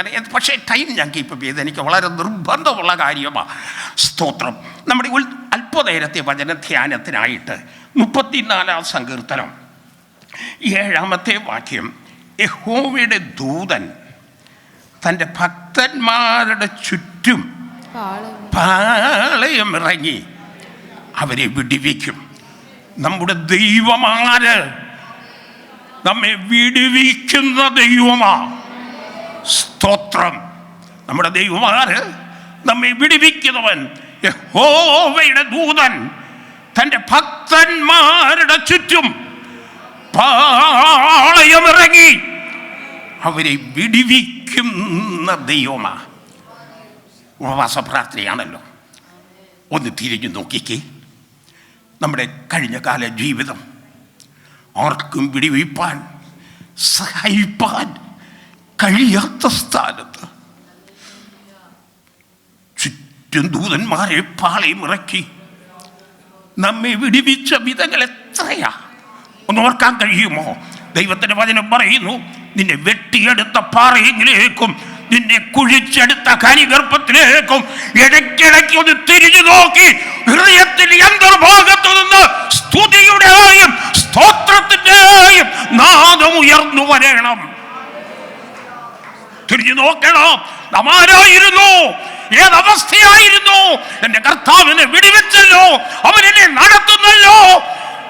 ഹൃദയം നിറഞ്ഞ നന്ദി നാം കർത്താവിന് കൊടുത്തുകൊണ്ടേയിരിക്കണം. സ്തോത്രം. അല്ലെ, നമ്മയുടെ എന്തേ വായിച്ചത്? യഹോവയുടെ ദൂതൻ തൻ്റെ ഭക്തന്മാരുടെ ചുറ്റും. ആരുടെ ചുറ്റുമാ? ഭക്തന്മാരുടെ ചുറ്റും പാളയിറങ്ങി വിടുവിക്കുന്ന ഒത്തിരി വിഷയങ്ങളുണ്ട്. അവിടെ അങ്ങോട്ട് പോകാൻ ഒക്കെ ഒന്നും എനിക്കത് അറിയത്തില്ല. എങ്കിലും ഭക്തന്മാരെ കുറിച്ച് 1-2 വാക്ക് പറഞ്ഞിട്ട് നമുക്ക് അവിടോട്ട് വരാം. തീത്തോസിലെ 2:12-13 നാം ഭാഗ്യകരമായ പ്രത്യേകതയായിട്ടും മഹാദൈവവും നമ്മുടെ രക്ഷിതാവുമായ യേശുക്രിസ്തുവിന്റെ തേജസ്സിന്റെ പ്രത്യക്ഷതായിട്ടും കാത്തുകൊണ്ട് ഭക്തികേടും പ്രപഞ്ചമോഹങ്ങളും വർജിച്ചിട്ട് ഈ ലോകത്തിൽ സുബോധത്തോടും നീതിയോടും ദൈവഭക്തിയോടും കൂടി ജീവിച്ചു പോരേണ്ടതിന് ദൈവവചനം നമ്മെ ശിക്ഷിച്ച് വളർത്തുന്നു. നീതികേടും പ്രപഞ്ചമോഹങ്ങളും ഭക്തികേടും എല്ലാം വർദ്ധിച്ചു കൊണ്ടിരിക്കുന്ന ലോകത്തിൽ ദൈവത്തിന്റെ വചനം ഏറ്റെടുത്ത് അവിടെ എന്താ പറഞ്ഞത്? സുബോധത്തോടും നീതിയോടും ദൈവഭക്തിയോടും കൂടെ ദൈവമക്കൾ ജീവിക്കണം. നീതിയോടെ ദൈവഭക്തിയോടെ എങ്ങനെയാ ജീവിക്കുന്നത്? ദൈവവചനം അനുസരിച്ച്. Price the Lord. 1 തീമോഥെയോസ് 4:8 ദൈവഭക്തി ഇപ്പോഴത്തെ ജീവന്റെയും വരുവാനുള്ളതിൻ്റെയും വാഗ്ദത്തമുള്ളതാകയാൽ സകലത്തിനും പ്രയോജനമുള്ളതാ. ഇപ്പോഴുള്ളതിനും വരുവാനുള്ള ലോകത്തിലും ദൈവഭക്തി വളരെ പ്രയോജനം ഉള്ളതാ. സ്തോത്രം. ഇനിയും ആരാ ദൈവഭക്തർ? അതുകൂടെ നാം അറിയണമല്ലോ. ആരാ ദൈവഭക്തർ? നമ്മൾ പല കാര്യങ്ങൾ ചെയ്യുന്നു. നമ്മൾ പറഞ്ഞു, നേരത്തെ കേട്ടു, ദൈവവചനം നമ്മെ ശിക്ഷിച്ചു വളർത്തുന്നു. ആ വചനത്തിൽ നിലനിൽക്കുന്നവരാണ് ദൈവഭക്തന്മാർ. സ്തോത്രം. സദൃശ്യവാക്യം 8-ാം അധ്യായം അതിൻ്റെ 13-ാമത്തെ വാക്യം, യഹോവ ഭക്തി ദോഷത്തെ വെറുക്കുന്നു. യഹോവ ഭക്തി ദോഷത്തെ വെറുക്കുന്നു. അങ്ങനെയാണെങ്കിൽ ഒരു ഭക്തനല്ലേ ഭക്ത? എൻ്റെ കൂട്ടു സഹോദരിക്ക്, എൻ്റെ അയൽവക്കക്കാർക്ക്, ഞാൻ ഇടപെടുന്നവർക്ക് എന്തായി തീരരുത്? ദോഷം പ്രവർത്തിക്കുന്നവർ ആകരുത്. ദോഷം പ്രവർത്തിക്കുന്നവർ ആകരുത്. അവരെ ഭക്തന്മാർ. നമ്മൾ കേട്ടല്ലോ, എന്താ? യഹോവ ഭക്തി ദോഷത്തെ വെറുക്കുന്നു. ദൈവമക്കളെ, ആത്മിക ഇന്നത്തെ ഞാൻ പലപ്പോഴും എനിക്കിങ്ങനെ ഇരുന്ന് വേദനിക്കാറുണ്ട്. ഇന്നത്തെ തലമുറകൾ കാണുന്നത് ഇപ്പോഴത്തെ എന്തൊക്കെ കാണിക്കുന്നതാ ദൈവസഭയെന്നും ദൈവഭക്തിയെന്നും ചിന്തിച്ചു പോകുന്ന ഒരു തലമുറയിൽ. കാരണം എൽഡേഴ്സ് വേണ്ടവണ്ണം ദൈവഭക്തിയോടെ ജീവിക്കാതെ ദൈവവചനം വിട്ട് ഭക്തരെന്ന് നിരൂപിച്ച് എന്തൊക്കെയോ ചെയ്തു കൂട്ടുന്ന ഒരു ആത്മീയ സമൂഹത്തിന്റെ നടുവിലാ നാം എല്ലാവരുമായിരിക്കുന്നത്. സ്തോത്രം. ഒന്ന് നോക്കിക്കേ, 1 കൊരിന്ത്യർ 6 അധ്യായം 4 മുതലുള്ള വാക്യങ്ങൾ നിർത്തി വായിക്കണം. എന്നാൽ നിങ്ങൾക്ക് ഐഹിക കാര്യങ്ങളെക്കുറിച്ച് വ്യവഹാരമുണ്ടെങ്കിൽ വിധിപ്പാൻ സഭ ഗണ്യമാക്കാത്തവരെ ഇരുത്തുന്നുവോ? നിങ്ങൾക്ക് ലജ്ജയ്ക്കായി ഞാൻ ചോദിക്കുന്നു. ഇങ്ങനെ സഹോദരന്മാർക്ക് മധ്യ കാര്യം തീർപ്പാൻ പ്രാപ്തിയുള്ള ഒരു ജ്ഞാനി. സഹോദരന്മാരുടെ ഐഹിക കാര്യങ്ങൾ നിങ്ങൾക്ക് അതിനെ വിധിപ്പാൻ കഴിയുന്നില്ലയോ? ദൈവസഭയിൽ നിങ്ങളുടെ ഇടയിൽ അതിന് പ്രാപ്തന്മാരായ ഒരു വ്യക്തിയില്ലയോ? സ്തോത്രം. അടുത്തത്, ഇങ്ങനെ സഹോദരന്മാർക്ക് മധ്യേ കാര്യം തീർപ്പാൻ പ്രാപ്തിയുള്ള ഒരു ജ്ഞാനിയും നിങ്ങളുടെ ഇടയിൽ ഇല്ലയോ? അല്ല, സഹോദരൻ സഹോദരനോട് വ്യവഹരിക്കുന്നു, അത് അവിശ്വാസികളുടെ മുമ്പിൽ തന്നെ. കണ്ടോ? സഹോദരനോട് എന്ത് ചെയ്യുക? വ്യവഹരിക്കാൻ പോകുന്നു. സ്തോത്രം. ഒരു വിഷയം വരുമ്പോൾ എത്ര പേർ മുഴങ്കാൽ മേൽ നിന്ന് പ്രാർത്ഥിക്കും? നമുക്കൊരു വിഷയം വരുമ്പോൾ ഓടി നമ്മൾ പോകുന്നത് എവിടെയാ? വാർഡ് മെമ്പർ ആരാ? അതുവരെ അറിയത്തില്ല. വാർഡ് മെമ്പർ ആരാ? വാർഡ് മെമ്പർ എടുത്തു പോകും. ഞങ്ങൾക്ക് ഇങ്ങനൊരു വിഷയമുണ്ട്. ആ വാർഡ് മെമ്പർ പറയും, ഓ ഞാൻ ചെയ്തേക്കാം. അത് കഴിഞ്ഞിട്ട് ഇവിടെ പോവും, പഞ്ചായത്ത് പ്രസിഡന്റിനെ കാണാൻ പോവും. പഞ്ചായത്ത് പ്രസിഡന്റും പറയും ചെയ്തേക്കാം. അതും അങ്ങോട്ട് നടക്കുന്നില്ലേ, പിന്നെ ഇവിടെ പോവും, MLA കാണാൻ പോവും. MLA പറയാൻ ചെയ്തു തന്നേക്കാം. അതിൽ കൂടി ഇച്ചിരി അടുപ്പോണ്ടേ മന്ത്രിയെ കാണാൻ പോവും. മന്ത്രിയും പറയും ഞാൻ ചെയ്തു തരാം. വല്ലതും നടക്കുമോ? എല്ലാവരും തരാമെന്ന് പറയും. ഞാൻ എൻ്റെ അനുഭവമാണ് പറയുന്നത്. നമുക്കൊരു സഭയുണ്ട്, നോട്ടീസ് ഒട്ടിച്ചു, ഇവിടെ ആരാധിക്കാൻ പാടില്ല. ഉടനെ ഇവിടെ പോയി വാർഡ് മെമ്പറെ കാണാൻ പോയി, പഞ്ചായത്ത് പ്രസിഡന്റിനെ കാണാൻ പോയി. ഞാൻ തമാശ പറയാൻ വന്നതല്ല, MLA കാണാൻ പോയി ചെയ്തു. എന്നാൽ ഞാൻ പലപ്പോഴും വിചാരിച്ചു, ഇങ്ങനെ ഒരു വിഷയം വന്നിട്ട് വായ സഭ 3 ദിവസം മുഴക്കാൽ വേണ്ടുന്ന വിഷയത്തിന് വേണ്ടി പ്രാർത്ഥിപ്പാൻ ആരും മെനക്കെട്ടില്ല. നാം ദൈവമക്കളാ. പറഞ്ഞ മനസ്സിലായോ? മറ്റുള്ളവരോട് പറഞ്ഞു. പക്ഷേ ഞാനിത് പറയുമ്പോൾ ഒരു കാര്യം ഓർക്കുന്നു, ശ്രദ്ധിച്ചു കേൾക്കണം. മണിയാറ്റ് മത്തായി ഉപദേശിയുടെ വടശ്ശേരിക്കരയാ അവരുടെ വീട്. ഇന്നേക്ക് 65 വർഷം മുമ്പ്, അന്ന് ഞാൻ കുട്ടിയാ, ഇവരെ പോലൊക്കെയുള്ള മത്തായി. ഇന്നേക്ക് 65 വർഷം മുമ്പ് ഒരു ദിവസം മത്തായി ഉപദേശ ശുശ്രൂഷയാൽ വടശ്ശേരിക്കര അച്ചായിന്റെ അമ്മാമ വിശ്വാസത്തിലേക്ക് വന്നു. യേശുവിനെ രക്ഷിതാവായി സ്വീകരിച്ചു. സ്നാനത്തിന് ഉപദേശം കൊടുത്തു. സ്നാനപ്പെടുവാൻ അവർ തീരുമാനിച്ചു. എതിരികൾ വന്നെങ്കിലും ആ സഹോദരിയെ സ്നാനപ്പെടുത്തി. വടശ്ശേരിക്കരുടെ പ്രത്യേകത 2 ആറിൻ്റെ തീരമാണ് വടശ്ശേരിക്കര. 1 പമ്പാ നദി, 2 കല്ലാറ്. ഇത് രണ്ടും കൂടെ സമ്മേളിക്കുന്ന സ്ഥലമാണ് ബംഗ്ലാക്കടവ്. അവിടെ നമുക്കൊരു ആരാധനയുണ്ട്, ബംഗ്ലാക്കടവ്. സ്തോത്രം. അപ്പം 6ൻ്റെ തീരത്തായി വീടുകളെല്ലാം. അപ്പോൾ 6ൻ്റെ തീരത്തുള്ള അമ്മാമിയ സ്നാനപ്പെട്ട ഒരു ദിവസം നിശ്ചയിച്ചു. ഉപവാസം കഴിഞ്ഞ് അമ്മാമിയെ അന്ന് രാവിലെ പമ്പാ നദിയിൽ സ്നാനപ്പെടുത്തി. ഈ വിവരമറിഞ്ഞ ആ ദേശത്തെ ആ കുടുംബക്കാരെല്ലാം കൂടെ കോപത്തോടും ക്രോധത്തോടും വന്ന് സഭാഹോളിൽ വന്നപ്പോൾ പ്രാർത്ഥന ആരംഭിച്ചു. കർത്തൃമേശ സ്നാനം നടന്നല്ലോ. കർത്തൃമേശ അത് പകൽക്കാലം ഒരുക്കി വെച്ചിരിക്കുക. അത് കാലുകൊണ്ട് തെട്ടിത്തെറിപ്പിച്ചു. പാസ്റ്ററെയും അവിടുന്ന് സകലരെയും ഊടുപാട് തല്ലി. ഞാൻ തമാശ പറയല്ല.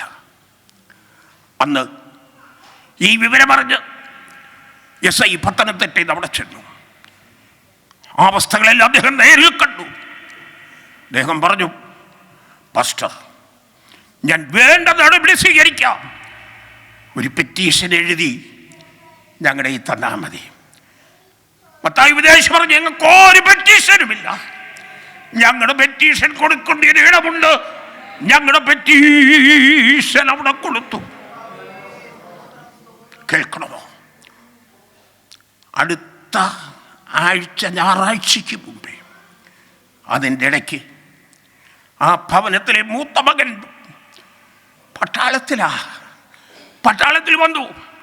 ആ വീട്ടിലുള്ള രണ്ടുപേരെ കൂടെ കൂട്ടി, ഞാൻ പറഞ്ഞല്ലോ പമ്പാതയുടെ തീരത്താ, തോട്ടയിടാൻ പോയി. തോട്ടയിടാൻ വീട്ടിൽ കടൽ ആറുടെ തീരത്താ.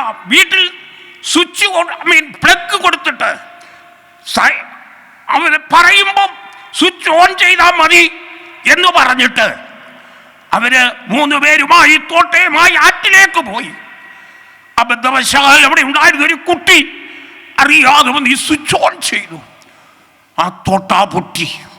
3 യൗവനക്കാർ ഈ ലോകത്തോട് യാത്ര പറഞ്ഞു പോയി.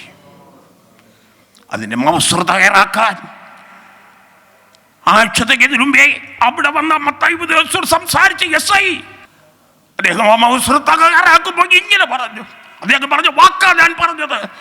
കഴിഞ്ഞ ഞായറാഴ്ച ഞാൻ ഇവിടെ വന്നു.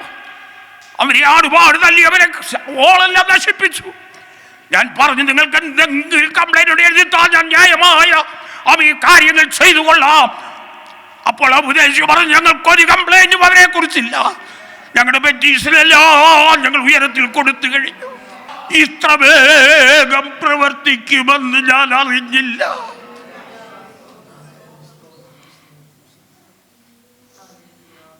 ഇന്ന് എവിടാ ഓടുന്നേ? അവിശ്വാസികളുടെ നടുവിൽ അവർക്ക് മാതൃകയായിരിക്കേണ്ടവർ, ക്രിസ്തുവിനെ വെളിപ്പെടുത്തേണ്ടവർ ഇവിടെ പോവുക. കർത്താവ് പറഞ്ഞ് എന്തെന്നറിയാമോ? മത്തായി സുവിശേഷം 5-ാം അധ്യായത്തിൽ, നിങ്ങളുടെ വസ്ത്രമെടുക്കുന്നവന് നിങ്ങളുടെ പുതപ്പ് കൂടി വിട്ടുകൊടുക്ക. സ്ഥാനങ്ങൾക്ക് വേണ്ടി, മാനങ്ങൾക്ക് വേണ്ടി ദൈവിക പ്രമാണം വിട്ട് ദൈവഭക്തി മാറിപ്പോകരുത്. കളിക്കളത്തിലല്ല, ഒരു പോർക്കളത്തിലാണ് നാം നിൽക്കുന്നത്. ശംഖ് വിരിച്ച് കാണിക്കല്ലേ. ഞാൻ ഓർക്കുന്നു, നമ്മുടെ 3ാമത്തെ ദൈവസഭയാ കോന്നിയിലെ ദൈവസഭ. അനുഗ്രഹിക്കപ്പെട്ട കൂടിയവരുണ്ട്. ആരാധന എൻ്റെ പിതാവിൻ്റെ ഭവനത്തിൽ ആരംഭിച്ചത് ഞാൻ ഓർക്കുന്നു. അവിടെയുള്ള അവസ്ഥയിൽ 8-10 പേർക്ക് ഓരോ ആഴ്ചയിലും നല്ല സമർത്ഥമായ ആഹാരം ഉണ്ടാക്കി കൊടുക്കുമായിരുന്നു. കഴിഞ്ഞ ഞായറാഴ്ച ഞാൻ പാലാലായിരുന്നു. അവിടുത്തെ പാസ്റ്റർ കോന്നിക്കാരനാ. അദ്ദേഹം പറഞ്ഞു, എൻ്റെ അമ്മച്ചിയുടെ സാമ്പാറിന് രുചി ഇന്നും എൻ്റെ നാവിന്മേലുണ്ട്. അങ്ങനെ അവരാളോളം പരിപാലിച്ചതാ. അവിടെ കർത്താവ് ഹോള് തന്നു, സെമിത്തേരി തന്നു. അപ്പോൾ റോഡിൻ്റെ സൈഡിലാണ് ആരാധന. അതിൻ്റെ ജസ്റ്റ് ഓപ്പോസിറ്റ് സൈഡ് എൻ്റെ സമകാലികൻ, അദ്ദേഹം ഒരു എണ്ണപ്പെട്ട സഭയിലെ ശുശ്രൂഷകനാണ്.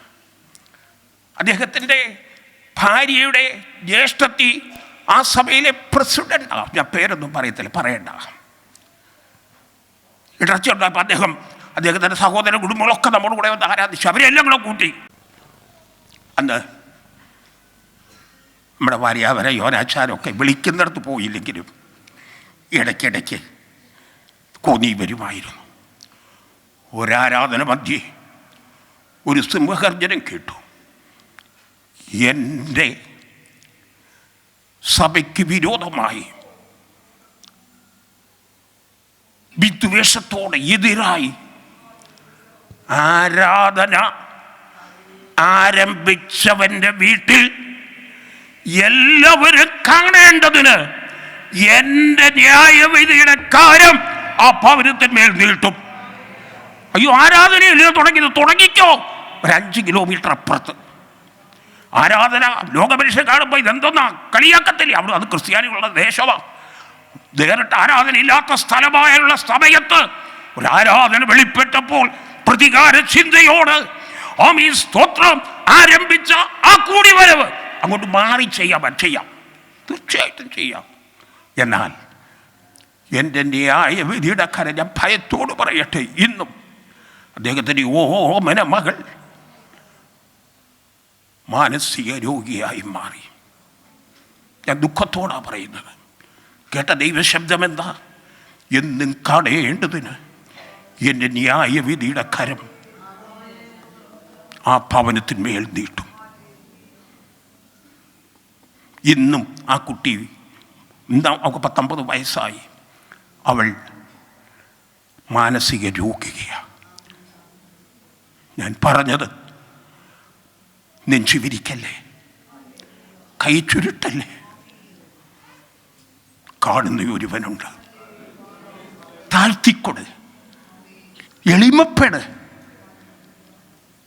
ബലത്തിന് ബലം കാണിക്കല്ലേ. ആരാ ഞാൻ പറഞ്ഞത്? എന്നോട് പറയാൻ പറഞ്ഞിട്ട് ഞാൻ പറയും, ഇതൊന്നും പറയാൻ ഞാൻ വന്നതല്ല, ഞാൻ ദൈവജനം ശുശ്രൂഷിക്കാനാണ് വന്നത്. പക്ഷെങ്കിൽ ഒരു കാര്യം, ലോകമനുഷ്യരുടെ മുൻപിൽ അവർക്ക് പരിഹാസ വിഷയമായി നമ്മുടെ അതാ ചിന്താ വിഷയം. എന്ത് ചെയ്യരുത്? സഹോദരനെതിരായി വ്യവഹരിക്കരുതെന്ന്. എന്നുവെച്ചാ മനസ്സിലായില്ല, കേസ് കൊടുക്കരുത് കൊണ്ട് കാര്യം സാധിക്കാൻ പറഞ്ഞ മനസ്സിലായോ? അതിന്റെ താഴെയോട്ടൊന്ന് വായിച്ചേക്കാം മോനെ, അവിടെ പറയുന്നുണ്ടോ? പിന്നെ എന്താ ചെയ്യേണ്ടത്? നിങ്ങൾക്ക് തമ്മിൽ വ്യവഹാരം ഉണ്ടാകുന്നത് തന്നെ കേവലം പോരായ്മയാകുന്നു. അതിനു പകരം നിങ്ങൾ അന്യായം സഹിച്ചു കൊള്ളാത്തത് അന്യായം എന്ത് ചെയ്യണം? സഹിച്ചു കൊള്ളാത്തത്, നഷ്ടം ഏറ്റുകൊള്ളാത്തതെന്ത്? അല്ല, നിങ്ങൾ അന്യായം ചെയ്യുകയും നഷ്ടം വരുത്തുകയും ചെയ്യുന്നു. അത് സഹോദരന്മാർക്ക് തന്നെ. സഹോദരന്മാർക്ക് നേരെ അന്യായം സഹിച്ചുകൊള്ളാഞ്ഞത് എന്ത്? നഷ്ടം സഹിച്ചുകൊള്ളാഞ്ഞത് എന്ത്? കേവലം പോരായ്മയല്ലേ ലോകത്തെ വിധിക്കുന്ന ദൈവമക്കൾ? സഹോദരന് നേരെ കോടതി കയറരുത്. ദൈവം തന്ന നന്മ വക്കീലന്മാർക്ക് കൊടുക്കരുതെന്ന്. ഇതല്ലയോ പ്രമാണം? ഞാൻ എന്താ ഇത് വിളിച്ചു പറഞ്ഞത്? ഇവിടെ ആരും ഉണ്ടെന്നല്ല, കുഞ്ഞുങ്ങൾ അറിയണം. ഇന്നത്തെ ആത്മീകമല്ല, ജഡത്തിന്റെ പണത്തിന്റെയും കൊഴുപ്പ് കൊണ്ട് ചെയ്യുന്നതാ. ദൈവവചനം പറയുന്നത് നഷ്ടം സഹിക്കണം, ആമേൻ സ്തോത്രം, ക്ഷമിക്കണം. സ്തോത്രം. ഞാൻ പറഞ്ഞത് നമ്മുടെ ജീവിതത്തിലാണ് മാറ്റം വരേണ്ടത്. കേട്ടിട്ട് മാർക്കിട്ടിട്ട് പോകണ്ട. ദൈവവചനത്താൽ നമ്മുടെ ജീവിതത്തിൽ മാറ്റം വരേണം.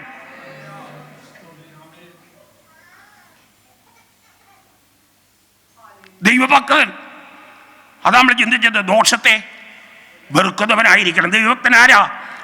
ആ സാദൃശ്യവാക്യം 14:2 ഞാൻ പെട്ടെന്ന് അങ്ങ് പോയേക്കാം. നേരായി നടക്കുന്നവനായിരിക്കണം. ആരാ? നേരെയുള്ള പാതയിൽ ഒരു വക്രതയും വരരുത്, എളുപ്പവഴി നോക്കരുത്. അവനാ ഭക്തനെ അടുത്തത്. സദൃശവാക്യം 19:23 യഹോവ ഭക്തി ജീവഹേതുവാകുന്നു, അതുള്ളവൻ തൃപ്തരായി. ഇത് എനിക്ക് വിവരിക്കണമെന്ന് ആഗ്രഹമുണ്ട്. ദൈവഭക്തൻ ആരാ? തൃപ്തിയായി ഉള്ളതിൽ തൃപ്തിപ്പെടുന്നവൻ. ഞാൻ ചില മനുഷ്യരെ കണ്ടിട്ടുണ്ട്. ഏതെങ്കിലും ഒരു വീട്ടിൽ, നമ്മുടെ സഹോദരന്മാരുടെ വീട്ടിലെ വേറെ ഒന്നുമല്ല, അങ്ങോട്ട് പോകുമ്പോൾ ആ വീട്ടിലെ ഓരോ ഡെക്കറേഷനും വീട്ടുപകരണങ്ങളും കാണുമ്പം വീട്ടിൽ വന്ന് വഴങ്ങി എനിക്ക് അതേപോലെ അത് വേണം. അത് ഉപയോഗിക്കാൻ പോലും അറിയത്തില്ല. ഞാൻ എൻ്റെ ഒരു അമ്മച്ചിയുടെ കാര്യമാണ് പറയുന്നത്. എൻ്റെ ഒരു വീട്ടിലെ, ഞാൻ വെളിയിൽ നല്ലതല്ല പറയുന്നത്, ഞാൻ എൻ്റെ അവസ്ഥകളാണ് പറയുന്നത്. അമ്മച്ചി പറയുന്നത്, എടാ ആ വീട്ടിൽ ഞാൻ ഇന്നത് കണ്ടു, ഇന്ന് എനിക്കതൊന്ന് വാങ്ങിത്തരണം, പണമുണ്ട് കേട്ടോ. അമ്മച്ചിക്ക് ഉപയോഗിക്കാനൊന്നും അറിയത്തില്ല, പക്ഷെ വേണം. അതിൻ്റെ പേരാ കുശുമ്പ്, അസൂയ. നമ്മൾ വാങ്ങിക്കുന്നതേ നമുക്ക് ആവശ്യമുണ്ട്, മറ്റേ ഉള്ള വീട്ടിലത് അവർക്ക് ആവശ്യം. ആ സ്വത്രം പറ, കർത്താവേ എൻ്റെ പ്രിയപ്പെട്ടവരെ അനുഗ്രഹിച്ചതിനായി സ്വത്രം. അവരെക്കാൾ വെല്ലുന്നത് എൻ്റെ വീട്ടിൽ അതുപോലെ വേണമെന്ന് പറയുന്നതിനാ അസൂയ, കുശുമ്പ് എന്ന് പറയുന്നത്.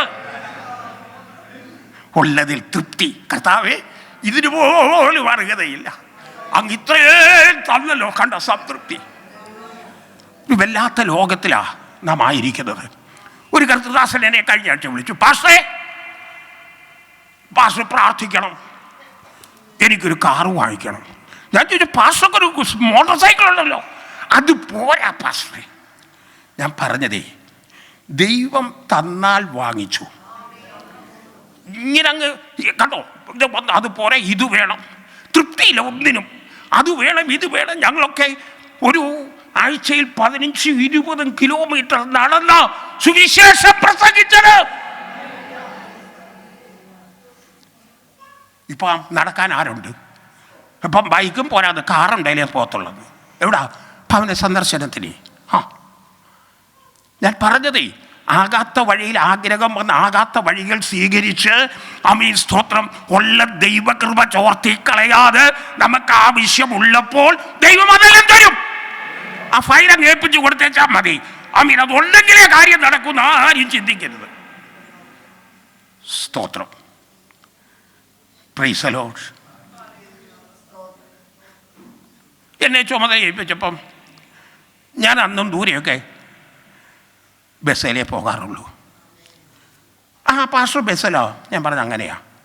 ഞാൻ പറഞ്ഞു, ഞാനിവിടെ കാർ ഓടിച്ചിട്ട് വരല്ലേ, ഒരു 3000 രൂപയാവും. ആ രൂപയുണ്ടെങ്കിൽ എനിക്ക് 1-2 കർത്തൃദാസന്മാരുടെ സഹായിക്കാൻ കഴിയും. പാസ്റ്റർ കാറേ വന്നില്ലെന്നല്ല ഉള്ളൂ. ഞാൻ ഈ പറഞ്ഞത് നമ്മൾ ഉള്ളതിൽ തൃപ്തരായിരിക്കണം. അതാ ദൈവഭക്തൻ. ദൈവഭക്തൻ ആരാ നോക്കി, ഞാൻ എനിക്ക് ഒത്തിരി വിശദീകരിക്കണം, സമയമില്ല. ദൈവഭക്തൻ ആരാ?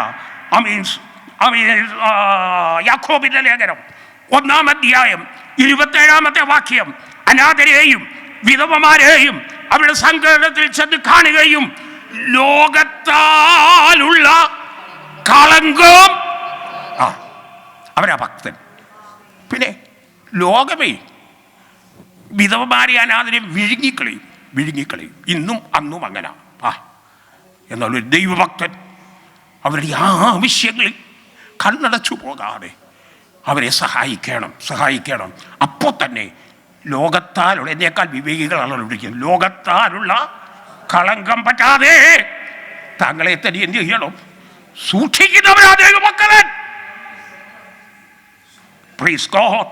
ദൈവഭക്തൻ ആര്? യാക്കോബിന്റെ ലേഖനം 1-ാം അധ്യായം 26-ാമത്തെ വാക്യം. 26. നിങ്ങൾ ഒരുവൻ തന്റെ നാവിന് കടിഞ്ഞാണിടാതെ തന്റെ ഹൃദയത്തെ വഞ്ചിച്ചുകൊണ്ട് താൻ ഭക്തനെന്ന് നിരൂപിച്ചാൽ അവന്റെ ഭക്തി വ്യർത്ഥമത്രേ. ഒരു ദൈവഭക്തൻ നാവിനെ കടിഞ്ഞാനിട്ട് സൂക്ഷിക്കുന്നവരായിരിക്കണം. നാവേ, ജീവനും മരണവും നാവിന്റെ അധികാരത്തിലാ. നാവിന് ഭയങ്കര അധികാരമാ.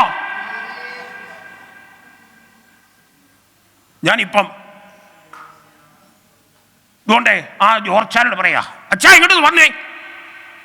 അദ്ദേഹം എഴുന്നേറ്റ് എവിടെ വരും? ഇവിടെ വരും. ഞാനൊന്നും പറഞ്ഞതല്ലോ, ഇങ്ങോട്ട് വാന്ന്. നാവിൻ്റെ അധികാരമുണ്ടോ? നാവിൻ്റെ അധികാരം ഇനിയും കേൾക്കണോ? പാപികളായിരുന്നു നമ്മെ. യേശുവിൽ കൂടെ രക്ഷണ്യ സുവിശേഷം കേട്ട്, കർത്താവേ ഞാനൊരു പാപിയാ, അങ്ങന്റെ പാപത്തിന് വേണ്ടിയ കാൽവരി ക്രൂശിൽ മരിച്ചത്, അങ്ങനെ രക്തത്താൽ എൻ്റെ പാപത്തെ കഴുകിക്കളഞ്ഞ് അങ്ങനെ ഹൃദയത്തിൽ വന്ന രാജാവായി വസിക്കണമെന്ന് നാവ് കൊണ്ടെന്ന് ഉറക്കെ പറയുമ്പോൾ ആ നിമിഷം നമ്മുടെ പാപത്തെ ക്ഷമിച്ചു തരികയാണ്. നാവിൻ്റെ അധികാരം കണ്ടോ?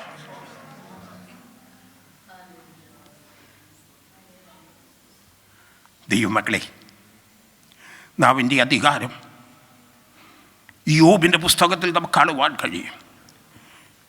അദ്ദേഹത്തെ ആശ്വസിപ്പിക്കാൻ വന്ന 3 കൂട്ടുകാർ, ആ 3 കൂട്ടുകാരും പറഞ്ഞ വാക്കുകൾ എന്നോ മൂർച്ചയുള്ളതാണെന്നറിയാമോ? നമ്മളെ യോബിൻ്റെ പുസ്തകം, യോബിനെ കുറിച്ച് പറഞ്ഞിരിക്കുന്ന 4 കാര്യങ്ങൾ. 1, അവൻ നിഷ്കളങ്കൻ. 2, നേരുള്ളവൻ. യഹോവ ഭക്തൻ. ദോഷം കണ്ട, അത് തന്നെയാണ് നമ്മൾ ചിന്തിക്കുന്നത്. 4 മടങ്ങിയ വ്യക്തി. അദ്ദേഹത്തെക്കുറിച്ച് പറഞ്ഞത് വീട്ടിൽ ചെന്ന് വായിക്കാൻ സമയമില്ലാത്തതുകൊണ്ടാണ് ഞാൻ പറഞ്ഞ വാക്ക് പാലിക്കണമല്ലോ. യോബിൻ്റെ പുസ്തകം 4-ാം അധ്യായം വായിക്കേണ്ട 3 മുതലുള്ള വാക്യങ്ങൾ. സോഫറും എലീഫസും ഒക്കെ അങ്ങോട്ട് പറഞ്ഞത്, ബിൽദാദൊക്കെ അങ്ങോട്ട് പറഞ്ഞത് നമ്മൾ പറയത്തില്ലയോ, എന്തോ മൂർച്ചയാ. 18-ാം അധ്യായം 1 മുതലുള്ള വാക്യങ്ങൾ, അതിൻ്റെ അവസാനം 21-ാമത്തെ വാക്യം വരുമ്പോൾ, ഇതുപോലെ ദുഷ്ടൻ്റെ ഭവനം നശിച്ചു പോകുന്നതിനാൽ യോബ് ആരെന്താ പറഞ്ഞത്? മൂർച്ചയുള്ള വാക്കുകളാണ്. ഞാൻ പറഞ്ഞത് എനിക്കൊത്തിരി വിശദീകരിക്കാൻ സമയം ആഗ്രഹമുണ്ടെങ്കിലും സമയം തീർന്നു, മുഖവര പോലും പറഞ്ഞില്ല. എങ്കിലും ഇത്രയും മതി. ഞാൻ പറഞ്ഞത് നമ്മുടെ വാക്കുകൾ ഒന്നുകൂടെ നമുക്ക് ഏൽപ്പിക്കാം. കർത്താവേ, എൻ്റെ വാക്കുകൊണ്ട് ആരും വേദനിക്കാനിടയാകല്ലേ, ആരും ദൈവകൃപ വിട്ടകന്നു പോകാനിടയാകല്ലേ.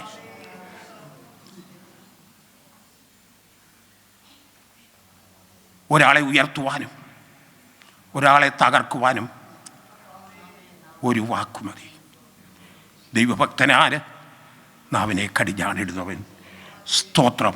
ഇനിയും 2 മിനിറ്റ് കൂടി ഉണ്ടല്ലോ, അതുകൂടി ഞാൻ. ദൈവഭക്തൻ്റെ പ്രത്യേകത എന്താ? അവൻ 5-ാം സങ്കീർത്തനം 7 വാക്യം, ആരാധിക്കുന്നത് ഭക്തിയോടാ, മറ്റുള്ളവരെ ആരെയും നോക്കല്ലേ. ദൈവാലയത്തിൽ കടന്നു വന്നാൽ സ്തുതി സ്തോത്രങ്ങളാൽ ഇവിടെ അങ്ങ് നിറയണം. ആരെയും നോക്കണ്ട, അവൻ്റെ ആരാധന ഭക്തിയോടെയാ. അതിൻ്റെ 5:11, ആമേൻ, ഭക്തൻ ദൈവത്തിൽ ആശ്രയം വയ്ക്കുന്നവനാ. അതവൻ്റെ പ്രത്യേകത. 5:11 തന്നെ കാണുന്നു, ദൈവത്തെ സ്നേഹിക്കുന്നവനാ ദൈവഭക്തൻ. ഹല്ലേലൂയ, സ്തോത്രം. 5:12, ദൈവഭക്തൻ നീതിമാനാണ്. ആമേൻ, സ്തോത്രം. 31-ാം സങ്കീർത്തനം 19, നിന്റെ ഭക്തന്മാർക്ക് വേണ്ടി നീ സംഗ്രഹിച്ചതും നിന്നിൽ ആശ്രയിക്കുന്നവർക്ക് വേണ്ടി നീ കരുതിയിട്ടുള്ളതും എത്രയോ ശ്രേഷ്ഠമാ. യഹോവഭക്തൻ ആര്? 34-ാം സങ്കീർത്തനം 1, എല്ലാ കാലത്തും യഹോവയെ വാഴ്ത്തുന്നവൻ. ആമേൻ, സ്തോത്രവും സ്തുതിയും നമ്മുടെ അധരങ്ങളിൽ നിന്ന് അറ്റുപോകരുത്. നമ്മൾ ആകെ കൂടി സ്തോത്രം പറയുന്നത് ഒരു സ്തോത്രം പറഞ്ഞേ, അപ്പോൾ ഒരു സ്തോത്രമല്ലോ.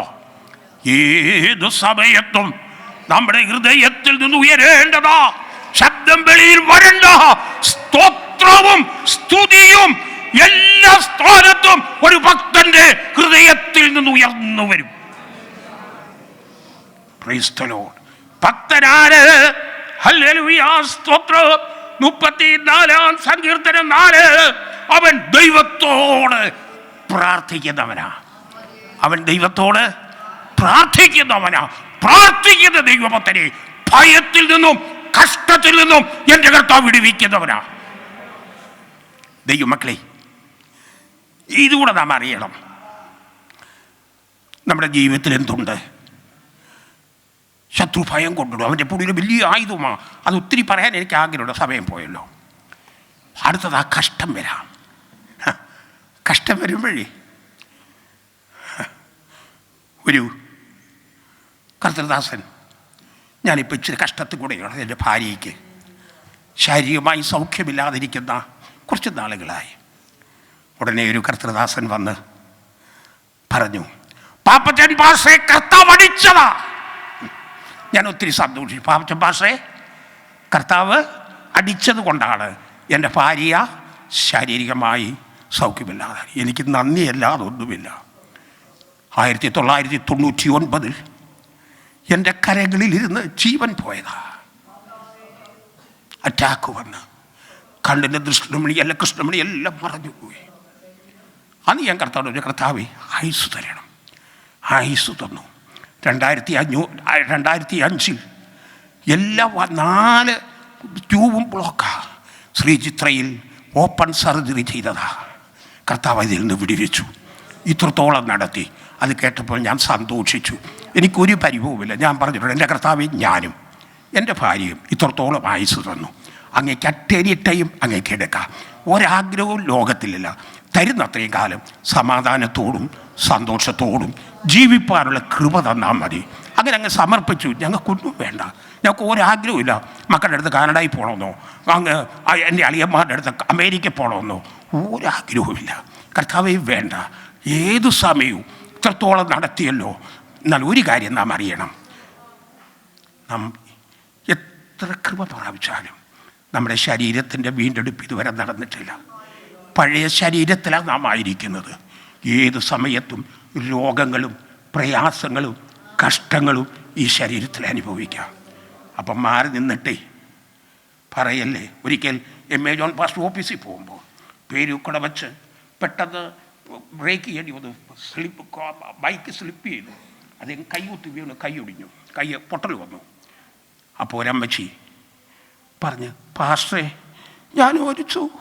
MA ജോൺ പാസ്റ്റർ ഒരു പക്വതനാണെന്ന്. ഇദ്ദേഹം ഭയങ്കര കുഴപ്പക്കാരല്ല, PMPക്കാരാണ് പറഞ്ഞ്. വേറെ ആരുമല്ല. അമ്മച്ചി നിത്യതയിൽ വിശ്രമിക്കുന്നു. അമ്മച്ചിയെ എനിക്കറിയാം. ഞാനീ പറഞ്ഞത്, നാം ഈ ശരീരത്തിലാണ്. അടുത്ത നിമിഷം എന്തു വരുമെന്ന് നമുക്കറിയത്തില്ല. നമുക്കൊന്നു പറഞ്ഞിട്ടുണ്ട്, കഷ്ടം അനുഭവിക്കുന്നവർക്ക് വേണ്ടി പ്രാർത്ഥിക്കണം. ഒരാൾ കഷ്ടം അനുഭവിക്കുമ്പോൾ എൻ്റെ ശരീരത്തിൻ്റെ സമയാം ശരീരത്തിൻ്റെ അവയവമാണ്. പറഞ്ഞ മനസ്സിലായോ? മാറി നിന്ന് ഞാൻ പറഞ്ഞില്ല, ഞാൻ അന്ന് സന്തോഷിച്ചത് എനിക്കൊരപ്പനുണ്ടല്ലോ എന്ന് കണ്ട. അപ്പൻ ശിക്ഷിക്കാത്ത മകനിവിടെ ഉള്ളൂ. അപ്പം എനിക്കൊരപ്പനുണ്ട്. എൻ്റെ അപ്പൻ എന്നെ ശിക്ഷിക്കുന്നത് തോന്നിയതുപോലല്ല, അവൻ്റെ വിശുദ്ധി പ്രാപിപ്പാനാണ്. ഞാൻ ദൈവസന്നിധി താഴ്ത്തി കർത്താവ് എന്നെ സമർപ്പിക്കുന്നു. എൻ്റെ കുറവുകൾ എന്ത് ഞാൻ അറിയാതെ, കർത്താവ് നാം കാണുന്ന പോലെ അല്ല കർത്താവ്. അതൊക്കെ ഒരു വലിയ വിഷയങ്ങളാണ്. കർത്താവ് ഒരു വിഷയം കാണുന്നത്. എവിടെയെങ്കിലും കുറവ് വന്നിട്ടുണ്ടെങ്കിൽ ക്ഷമിക്കണമേ. നമ്മുടെ ഈ ആയുസ്സിൽ ദൈവമക്കളെ അല്ലെങ്കിൽ കഷ്ടമുണ്ട്. നീതിമാൻ അനർത്ഥങ്ങൾ അസംഖ്യം. അവ എല്ലാറ്റിൽ നിന്നും കർത്താവ് അവരെ എന്ത് ചെയ്യുന്നു? കഷ്ടങ്ങൾ നമ്മെ തകർത്ത് കളയത്തില്ല.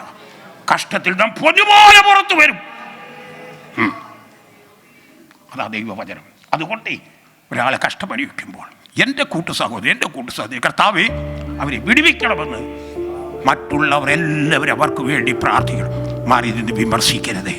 ഞാൻ ബുദ്ധി ഉപദേശം ഒരു വലിയപ്പനല്ലേ, എന്നെക്കാൾ പ്രായമുള്ളവർ ആരും കൂടെ ഉണ്ടെന്ന് എനിക്ക് തോന്നുന്നില്ല. ഞാൻ പറഞ്ഞത് മറ്റുള്ളവർക്ക് വേണ്ടി പ്രാർത്ഥിക്കുക. ദൈവം നമ്മെ അനുഗ്രഹിക്കും. യഥാർത്ഥമായി ദൈവഭക്തിയോട് ജീവിക്കുക. നമ്മുടെ ചിന്താവിഷയം ഭക്തന്മാരുടെ ചുറ്റും എന്ത് ചെയ്യും? ദൈവം പാളയവർഗം വിടുവിച്ച ഒത്തിരി വിഷയങ്ങൾ എൻ്റെ കരങ്ങളിലുണ്ട്. അതിന് സമയമില്ലല്ലോ.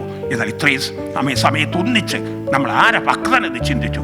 വാസ്തവമായി ദൈവഭക്തിയോട് തുടർന്നുള്ള നാളുകൾ ജീവിപ്പാൻ ദൈവകരങ്ങളിൽ നമ്മെ സമർപ്പിക്കാം. ഈ വചനങ്ങളാക്കർത്താവേ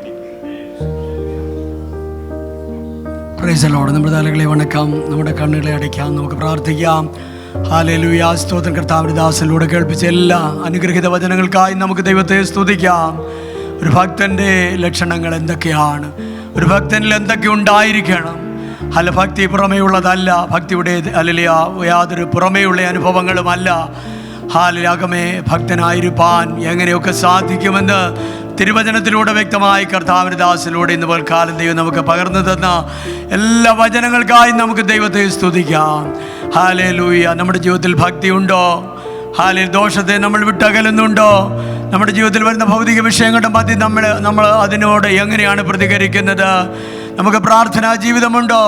ഒരു യോബിനെ പോലെ നമ്മുടെ ജീവിതത്തിൽ ആയിത്തീരുവാൻ നമുക്ക് കഴിയുന്നുണ്ടോ? അനവധി കാര്യങ്ങൾ, അനവധി ചോദ്യങ്ങൾ, അനവധി വിഷയങ്ങൾ കർത്താവിൻ്റെ ദാസനിലൂടെ ദൈവം നമുക്ക് തരുവാനിടയായി. ഹാലി കർത്താവിൻ്റെ ദാസനെ കഴിഞ്ഞ നാളുകളിൽ ശക്തമായി ദൈവം ഉപയോഗിച്ചു. സഭയുടെ മുൻനിരയിൽ നിർത്തി കർത്താവിൻ്റെ ദാസനെ അനേക ഇടങ്ങളിൽ ദൈവം അയച്ചു. അനേകർക്ക് ആശ്വാസമായിരിക്കാൻ, അനേകർക്ക് വിടുതലായിരിക്കാൻ, സൗഖ്യമായിരിക്കാൻ, സഹായമായിരിക്കാൻ ഒക്കെയും കർത്താവ് ആ കുടുംബത്തെ ഉപയോഗിച്ചതിനാൽ നമുക്ക് നന്ദിയോടെ ദൈവത്തെ സ്തുതിക്കാം. ഹല്ലേലൂയ. എല്ലാ വിടുതലും അനുഗ്രഹവും പിന്നെയും പകർന്ന് വിശേഷാൽ അമ്മാമയ്ക്ക് വേണ്ടി ഒരു നിമിഷം നമുക്ക് സ്തോത്രം ചെയ്യാം. ഹല്ലേലൂയ. പൂർണ്ണ വിടുതൽ തൻ്റെ ശരീരത്തിൽ ദൈവം കൊടുക്കുവാൻ നമ്മുടെ ദൈവം സൗഖ്യമാക്കുന്ന യഹോവയാണ്. കർത്താവ് തൻ്റെ ജീവിതത്തിൽ കൊടുത്ത എല്ലാ വിടുതലുകൾക്കായും സ്തോത്രം ചെയ്യാം. പലപ്പോഴും മരണം വരെ എത്തിയ സന്ദർഭങ്ങളിലും വിടുവിക്കുന്ന ദൈവമെന്ന് തെളിയിച്ച അനുഭവങ്ങളുണ്ടല്ലോ. ഹല്ലേലൂയ. വീണ്ടും സൗഖ്യം കൊടുത്ത് വഴി നടത്തേണ്ടതിനായി പ്രാർത്ഥിക്കാം. തലമുറകളെല്ലാം ഓർത്ത് പ്രാർത്ഥിക്കാം. 3 പെൺമക്കളെ, അവരുടെ കുടുംബങ്ങളെ, ശുശ്രൂഷയിലായിരിക്കുന്നവരെല്ലാം ഓർത്ത് ഒരു നിമിഷം സ്തോത്രം ചെയ്യാം. ഹല്ലേലൂയ. ഉപവസിക്കുന്ന ദൈവമക്കളെ ഓർത്ത് സ്തോത്രം ചെയ്യാം. വൈകിട്ടത്തെ മീറ്റിംഗ് തുടർന്നുള്ള ദിവസങ്ങളിലെ എല്ലാ യോഗങ്ങളെയും ഓർത്ത് നമുക്ക് പ്രാർത്ഥിക്കാം. എല്ലാം കർത്താവിനാൽ അനുഗ്രഹിക്കപ്പെടുവാൻ കർത്തൃദാസന്മാരെ ദൈവം ശക്തിയോടെ കരങ്ങളിൽ എടുക്കേണ്ടതിനായി പ്രാർത്ഥിക്കാം. പരിശുദ്ധാത്മാവ് നമ്മുടെ മധ്യ പരിവർത്തിക്കേണ്ടതിനായി പ്രാർത്ഥിക്കാം. എല്ലാ വിഷയങ്ങളും ഏറ്റെടുത്ത് നാം എല്ലാവരും പ്രാർത്ഥിക്കുമ്പോൾ കർത്താവിൻ്റെ ദാസൻ പാസ്റ്റർ ജോബിൻ ജോസഫ് പ്രാർത്ഥിക്കുകയും കർത്താവിൻ്റെ ദാസൻ പാസ്റ്റർ പി എം പാപ്പച്ചൻ ആശീർവാദം പറഞ്ഞ് ഈ ഹല്ലേലൂയ സഭായോഗം അവസാനിപ്പിക്കുകയും ചെയ്യും. നമ്മുടെ കണ്ണുകൾ ദൈവസന്നിധിയിൽ അടയ്ക്കാം. പ്രാർത്ഥനയ്ക്കായി തലകളെ വണക്കാം. ഞങ്ങളുടെ ദൈവമേ, സ്വർഗീയ നല്ല പിതാവേ, ഈ നല്ല ഉച്ചയാകുന്ന സമയത്തിനായി സ്തോത്രം. ഞങ്ങൾക്ക് വിശുദ്ധ സഭാരാധനയായി അങ്ങയുടെ തിരുസന്നിധിയിലേക്ക് അടുത്തു വരുവാൻ, പ്രാർത്ഥിപ്പാൻ, പാടുവാൻ, ആരാധിപ്പാൻ, അങ്ങയുടെ തിരുമുഖത്തേക്ക് ഞങ്ങൾക്ക് നോക്കുവാൻ ദൈവമൊരുക്കിയ എല്ലാ അവസരങ്ങൾക്കായി സ്തോത്രം. കർത്താവേ, നീ ഞങ്ങൾക്ക് നൽകിയ സങ്കീർത്തനങ്ങൾക്കായി സ്തോത്രം, വചനങ്ങൾക്കായി സ്തോത്രം, നിന്റെ ജനത്തിന് വേണ്ടി മധ്യസ്ഥ അണയ്ക്കുവാൻ ദൈവം ഞങ്ങൾക്ക് കൃപകൾക്കായി സ്തോത്രം.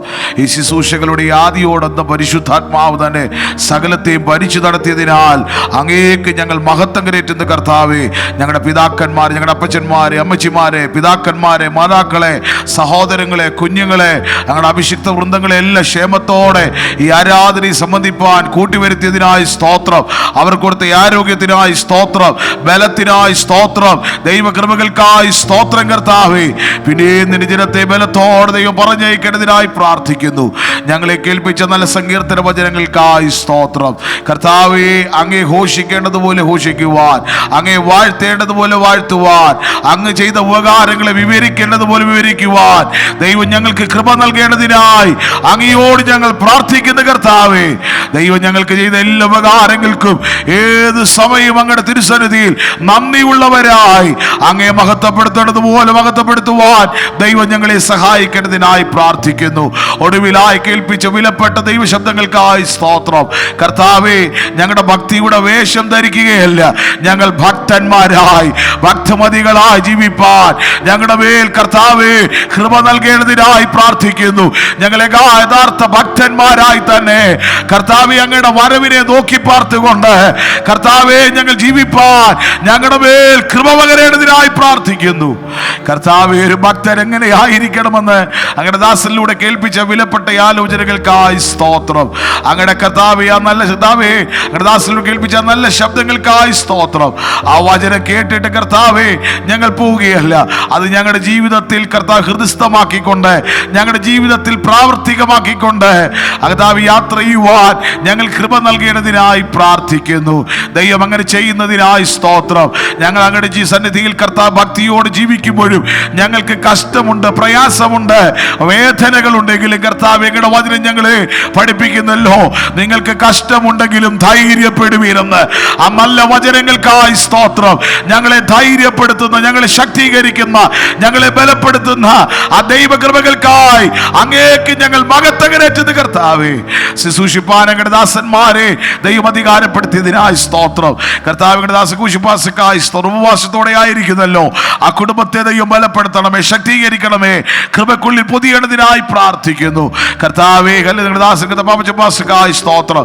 പാസങ്ങളെ ദൈവം സഹായിക്കണമേ. ഞങ്ങളുടെ ദാസിക്കായി സ്തോത്രം. കർത്താവ് മരണങ്ങളുടെ താഴ്വരകളിൽ നിന്ന് നീ വലിച്ചെടുത്തതിനായി സ്തോത്രം.